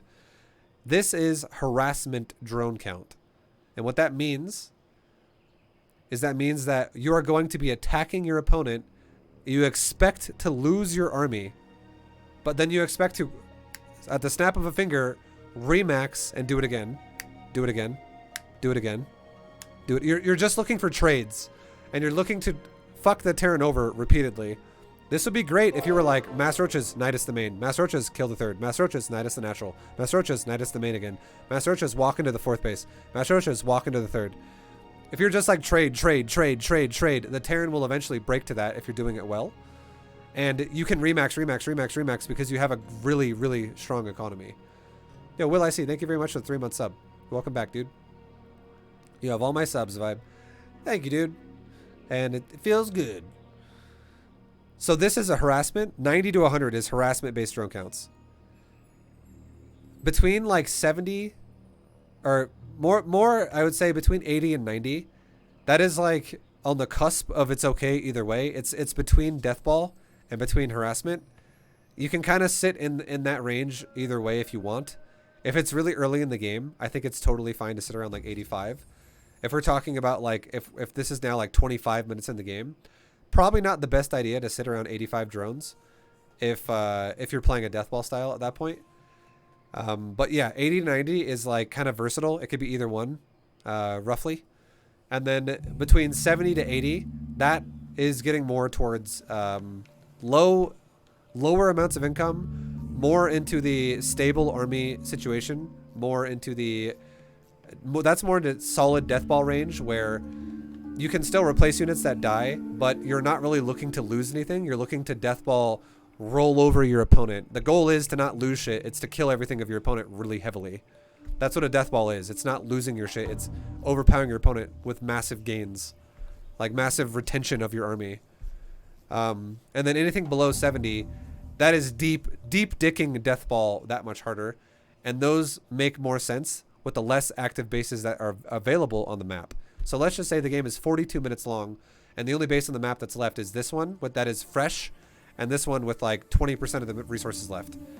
You could totally have like 40 drones at that point, and that would be totally fine. That would be massive deathball, and there's no reason to have like 70 drones right now, because you wouldn't be able to mine it efficiently anyways. So that would be fine. But yeah, drone count makes a lot of sense, and you have too many right now. A great way to get rid of some of your drone count would be to do something like spine, spine, spine, spine, spine, spine, spine, spine, spine, spine, spine, spine, spine, spine. And let's pretend that this base wasn't just getting killed right now. And also spine, spine. So you have 1, 2, 3, 4, 5, 6, 7, 8 bases. That is 16 spine crawlers because you do 2 spines per base. The reason why that's important is because it avoids Hellions for like 5 at a time, running around the map and just wiping out mineral lines all day, versus Terrans who actually will do that.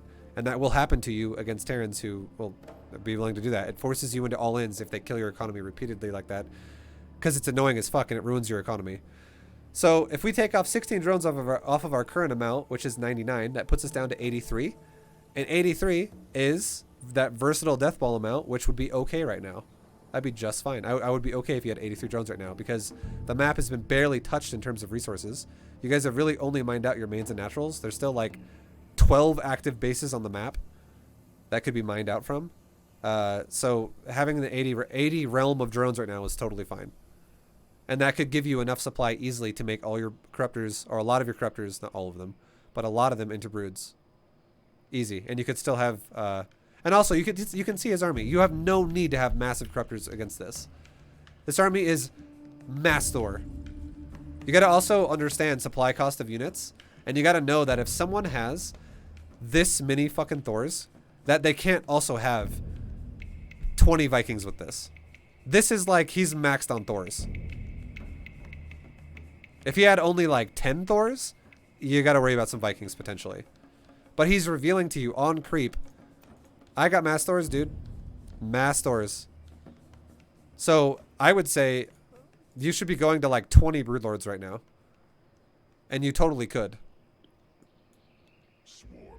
Because 20 Broodlords is 3,000 gas. And right now you could make... You already made 7, and you have enough to make the other 13. You could totally do it.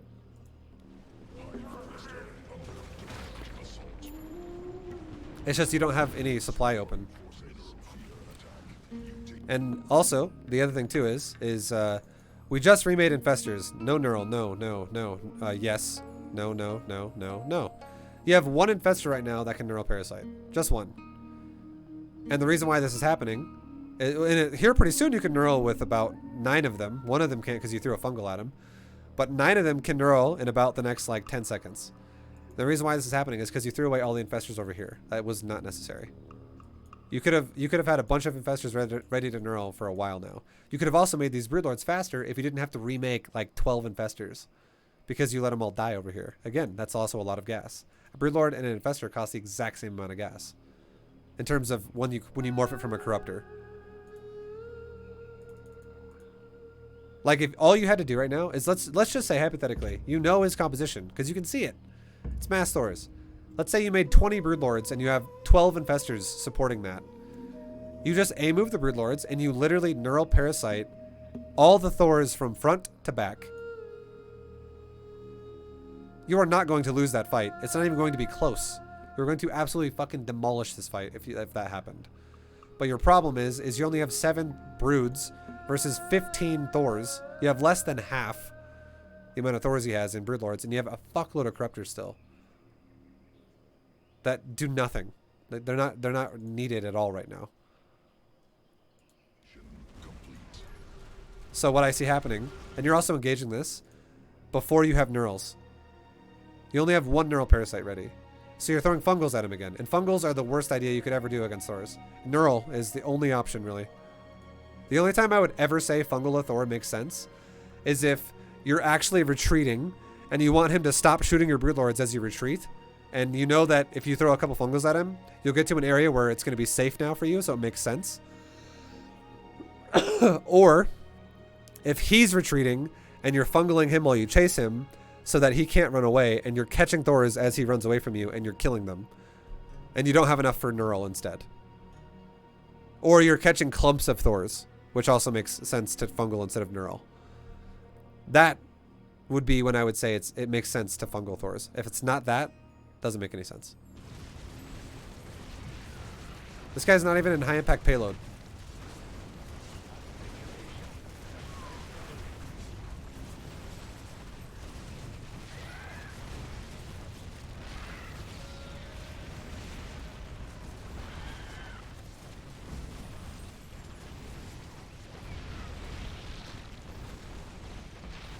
And also, you made the biggest mistake of all, as well, with your Infestors, is you have to be very careful with your Infestors.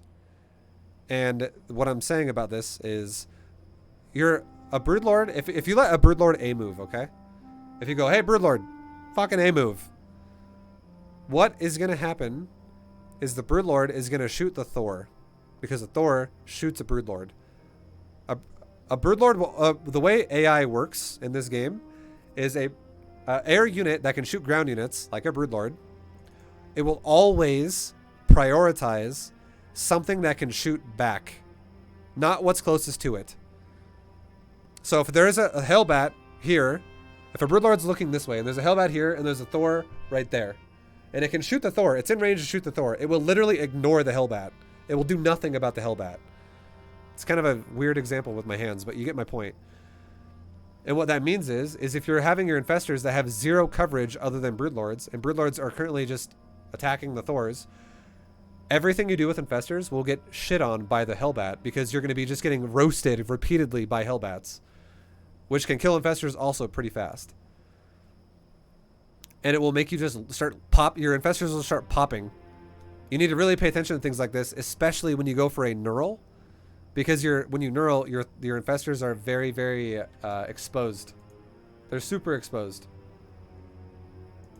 So what my point is when you go for a fight like this, what you really need to do, is you need to be very definitive about how you choose to take this fight. You can poke his army with Broodlords and focus fire like a Thor or something on the side. And maybe pop a Thor if you think that most of the Thors are out of range, which they are right now. That's fine. But if you were to say, okay, he's on the ramp, let's go. Let's fucking go, boys. What you should do is you should do one of two things. Neural every Thor and then focus fire his Hellbats with your Broodlords until they're dead. Or throw out some Broodlings by attacking and then backing up as soon as that happens. Letting his Thors get caught up on the, behind. Because they're always going to go behind the Hellbats. This is how it works. The Hellbats are melee. Thors are range. Thors will always end up in the back. Let the Hellbats start walking forward ahead of the Thor. As you're backing up the Broodlords, suddenly the Hellbats are now the only thing in range because you're flying away from the Thor. And the Thors are also fighting Broodlings. And now the next time you A-move the ground while kiting backwards, since Hellbats are the only thing in range, now now the Broodlords will go, okay, let's attack whatever is close to us, because that's the only thing that's there. Hellbats get shot, and then you don't have to focus fire it, but you are kiting now, which creates the situation of Thors are no longer in range to take the AI auto attack. Does that make sense? So it's kite, kill Hellbats, then go for Neural Broodlord, or Neural, go for Broodlord attack, and focus fire Hellbats, zone them off of your Infestors, and then let your Thors kill the Broodlords. Or, let your Broodlords kill the Thors. One thing a lot of people don't realize is Thors The highest DPS unit in this entire mix of shit right here, okay? Broodlord, Thor, Hellbat, Infestor. The highest by... It's not even close. If we're talking about a DPS meter, okay? Let's get some paint out here. If we're talking about a fucking DPS meter, all right? Like this, okay? It's a nice DPS meter. Okay, it looks like this.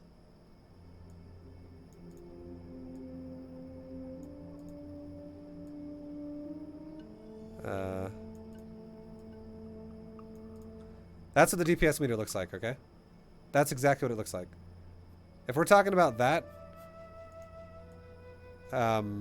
this big bar right here, this is a Thor, okay? That's a Thor. That's a Broodlord in the middle. That is a Hellbat. Hellbart. And this is an Infestor. An Infestor basically does no damage. It controls damage, but it doesn't do damage itself. Okay, so a Thor, I'm not even kidding, does more damage than everything combined in this entire fight. A Thor does more than everything else combined. So the whole goal of this fight should be to control his Thors so that now suddenly the Infestors just do this. They basically go, all right, I'm knurling like 75% of your Thors. And you take this fucking bar and you go, all right, let's put it down here now. Let's big dick up my Infestor bar. And then now this is just missing for Terran. That's the goal of the fight. And the way that works is you knurl at the opportune time where your Infestors aren't just going to run in and die. But then at the same time, your Broodlord's goal is to cover them, to not let them die. The Hellbats will do enough damage to kill the Infestors, and every time a Hellbat kills an Infestor, or something kills an Infestor, it once again does this. Okay, Infestor died. Infestor died. Infestor died.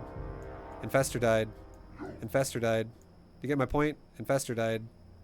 It replaces back to the Thor, doing DPS out the fucking ass. Back to the Zerg again.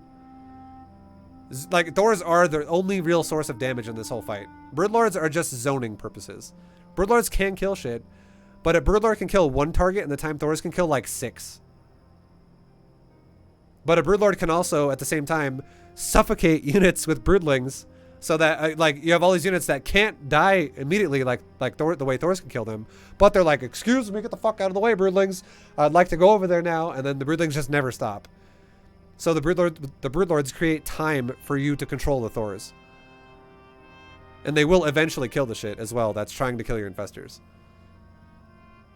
That is the goal of what you're doing with Deathball Zerg against Thors.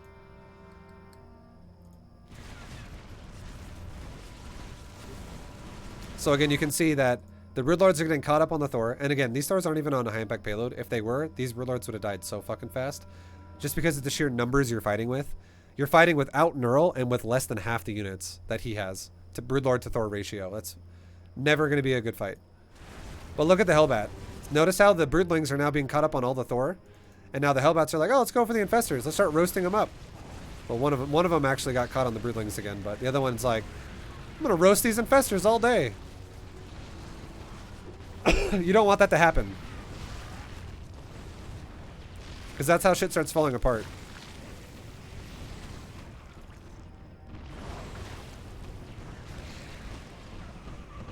And this is just impatience. And you're once again going to lose this fight. Even though, once again, this guy is in the wrong fucking mode. You have 9 Broodlords versus 14 Thors still. It's less. It's not less than half at least, but it's still less. And a Broodlord, just to throw this out there, a Broodlord is less supply than a Thor. So you should have, at the very least, equal number. At the very least, you should have equal number. Because one Broodlord and one Infestor should be countering one Thor. That is equal supply. That is more expensive for Zerg, which is why we talked about in the first game we talked about why Zerg is always going to be on defense. It takes longer for Zerg to get to a deathball than it does for Terran, because it's more expensive. But it is the same amount of supply.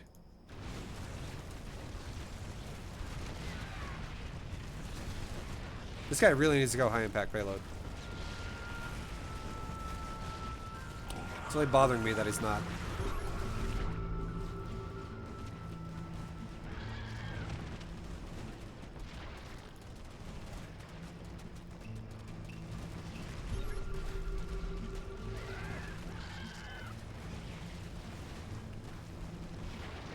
And now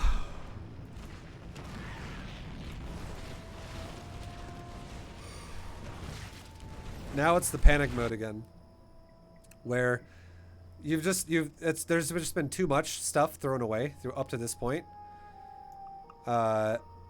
You've definitely mined a lot more than a Terran has, but you've just thrown away way too much shit inefficiently. And yeah, like you still could win this game. You could actually still win this game. But from this point on, this is exactly what you should do, okay? I like that you made infestors. I like that you saved some of your infestors. I would love it if you stopped using spells in them altogether until you only had Neural Parasite, because Fungal and Infested Terran in this situation are both worthless. So save for Neurals. This would put you at 11 Neural Parasites with your current infestors you have and the ones that are coming. Lings being made are totally fine because you have no problem having a lot of minerals right now. You could run around with your Lings and kill his expansions as much as you can. Run into his third base, run into his fifth base, run into his natural. Be annoying. Maybe find some Thors that are rallied because your Lings, they actually, never mind, your Lings aren't really upgraded very well. That's, the funny thing is I would say the Lings are the only thing that should be getting upgraded, and Carapace and range weapons should not even be touched. I think you upgraded the wrong thing to 3-3. Like, this should not even be there. And again, it's because Infested Terrans kind of fucking suck against this. And Swarm Host are only good early game, and Roaches are only good early game. And you didn't really do either one of those things. You went for Roaches in a late game format, which is fucking not good, but we already explained why all that is. But yeah, like bad upgrades. Not needed on any of this. But your Lings should definitely have level 3 melee adrenal glands so that you actually could run over and be like, oh, look at these Thors. I can pop like 45 Lings on 3 Thors that are isolated, and suddenly I can kill 3 Thors, which would be great. And then the rest of your resources that you're generating right now should be Broodlord, Broodlord, Broodlord, Broodlord, Broodlord. Just making broods. I hope to God you don't use spells again. If you cast Fungals, it makes no sense. That did literally nothing. That actually just like sealed your fate further.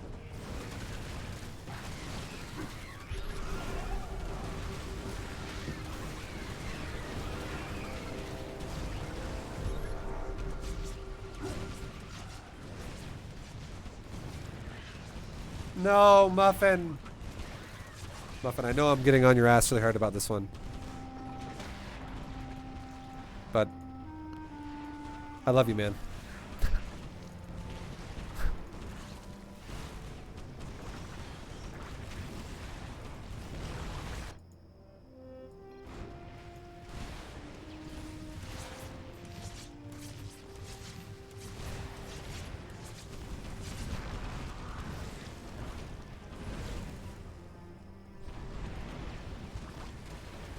Oh, you pull out the old GG and then don't quit, huh?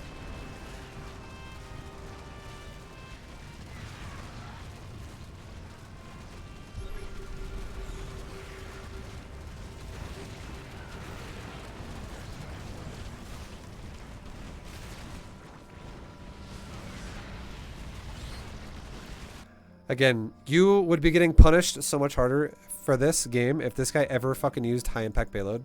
It increases the Thor's range if you do that to outrange Broodlords, and it also makes Broodlords die way faster.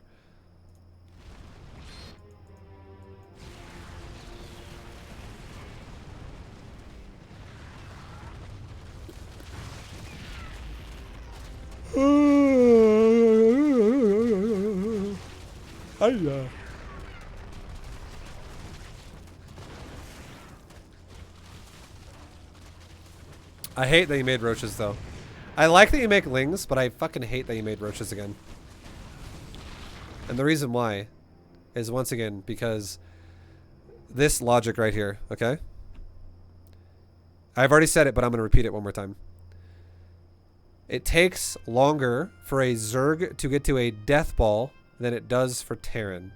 And the limiting factor of this is gas. This is a waste of gas.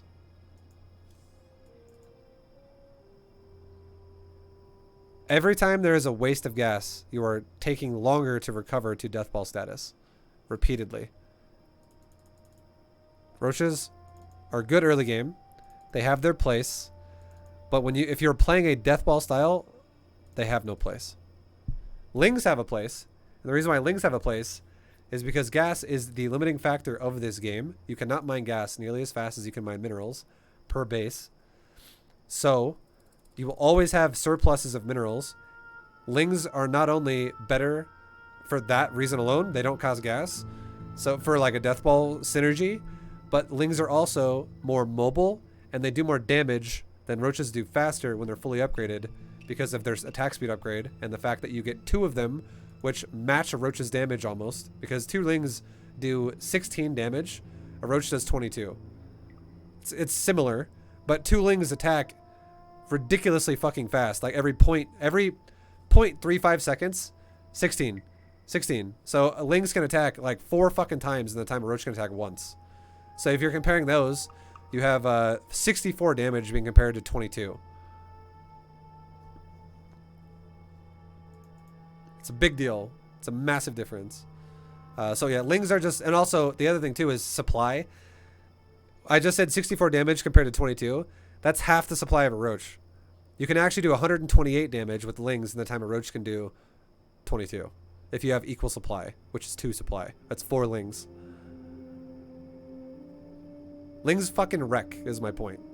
They are way better at getting into a base if you get in there uncontested and killing shit. The only thing roaches do better is they absorb damage better. But at this point, when it's at deathball status versus deathball status, Lings and roaches combined, they're not going to absorb anything. They're all going to just die. Like, everything's dead. You need to, like, that is the definition of a deathball. It's like walking into death, basically. Like, roaches aren't going to last very long either.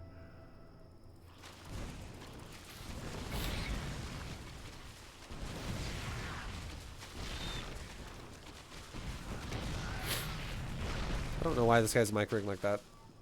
Whatever. I don't know. I'm not going to judge.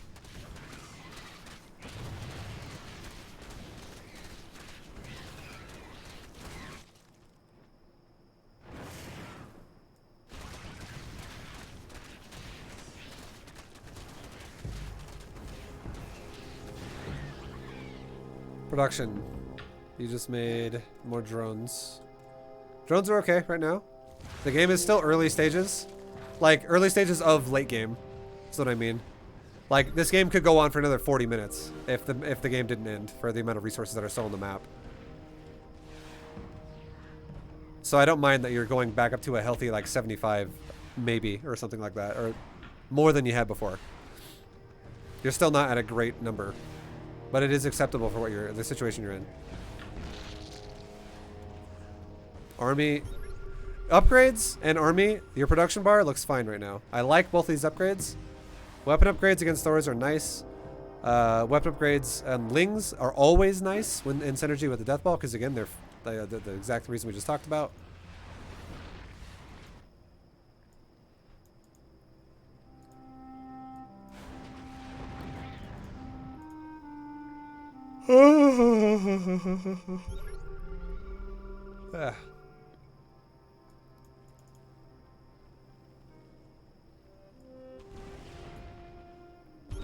Once again now, though, here's the thing. Infestors are the backbone of your army against Mech. You had the right idea with Roach Infestor. But now that you're using Broodlords, you're never using Infestors correctly. Like, did you notice that? When you used the Roaches, you did not fungal. You did not throw out those wasted spells. You did one time throw a bunch of Infestitarians out, and what happened? All your fucking shit died. And you're like, well, that was a bad fight. Because you ran into tanks trying to throw Infestitarians out, and all the Infestors were just getting pounded as they were coming in. But when you fought with Roaches and Neural, you did great. Because he fought away from his tanks. He doesn't have tanks. He's stopped making tanks a long time ago. There's still that tank from early game, but that's it. He has 1 tank. He has not made tanks for the last, like, 15 minutes. So you're fighting just Thors. And against Thors, Infestors are so fucking important. You just need to cover them. This army is going to take some massive losses for you if you do not. If you take it, because you have roaches and broodlords. I'm glad you're not taking it. Well, you kind of have to now. I'm gonna let you know right now, even if you had your whole army together, that would have been a bad fight for you. So I know some people would look at that and go, ah, shit, I lost the broodlords. I would have won that shit if I had my army together. No. I still see the Terran winning that fight, winning out in that fight. Terran would trade better there.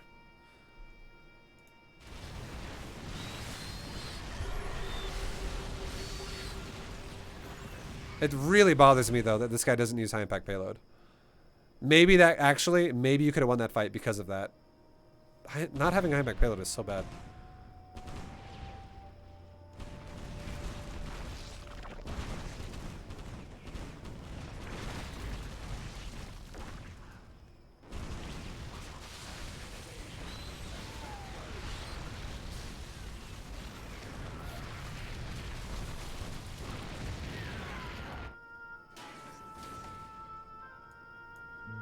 And we're going for mass roaches again.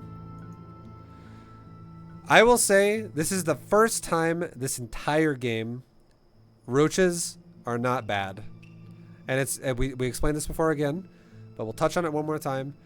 There's a situation where you traded with his army, you lost everything, but you reduced his army to a very small amount. He was walking around with like 4 Thors on your creep. You then decided to quickly remax roaches, and in doing so, you saved potentially this base.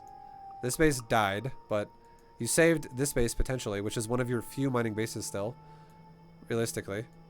This base has 12 of your 56 active drones. Like it's like a fourth of your economy almost. Or almost like a fifth. What it doesn't matter. It's just the Thors were exposed. They were I actually could easily see them dying to roaches. Plus, we're at a point now where you know he's mined out in the natural. He's mined out in the main. He should be mined out in his third at 24 minutes. Or this was the third, sorry. So he is mined out in his third. His fourth base and his fifth base are really it. So if you can quickly overpower his army, there's also a chance you could quickly overpower one of his last expansions. And if you do that, he's fucked. Because he's going to have like no economy.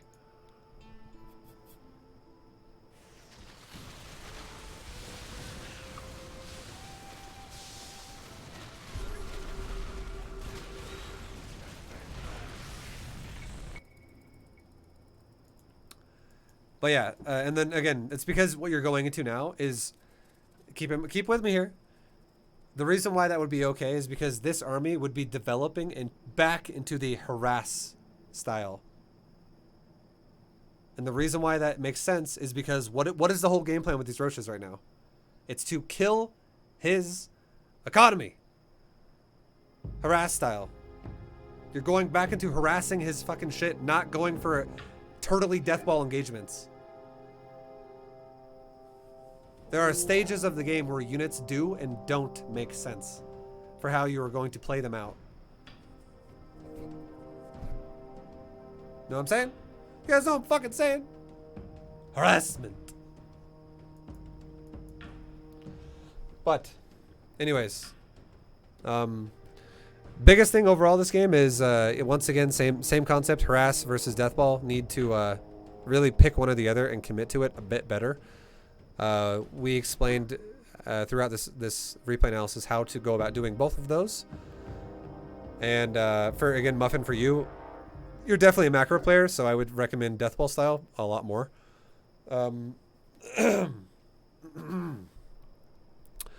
that being said,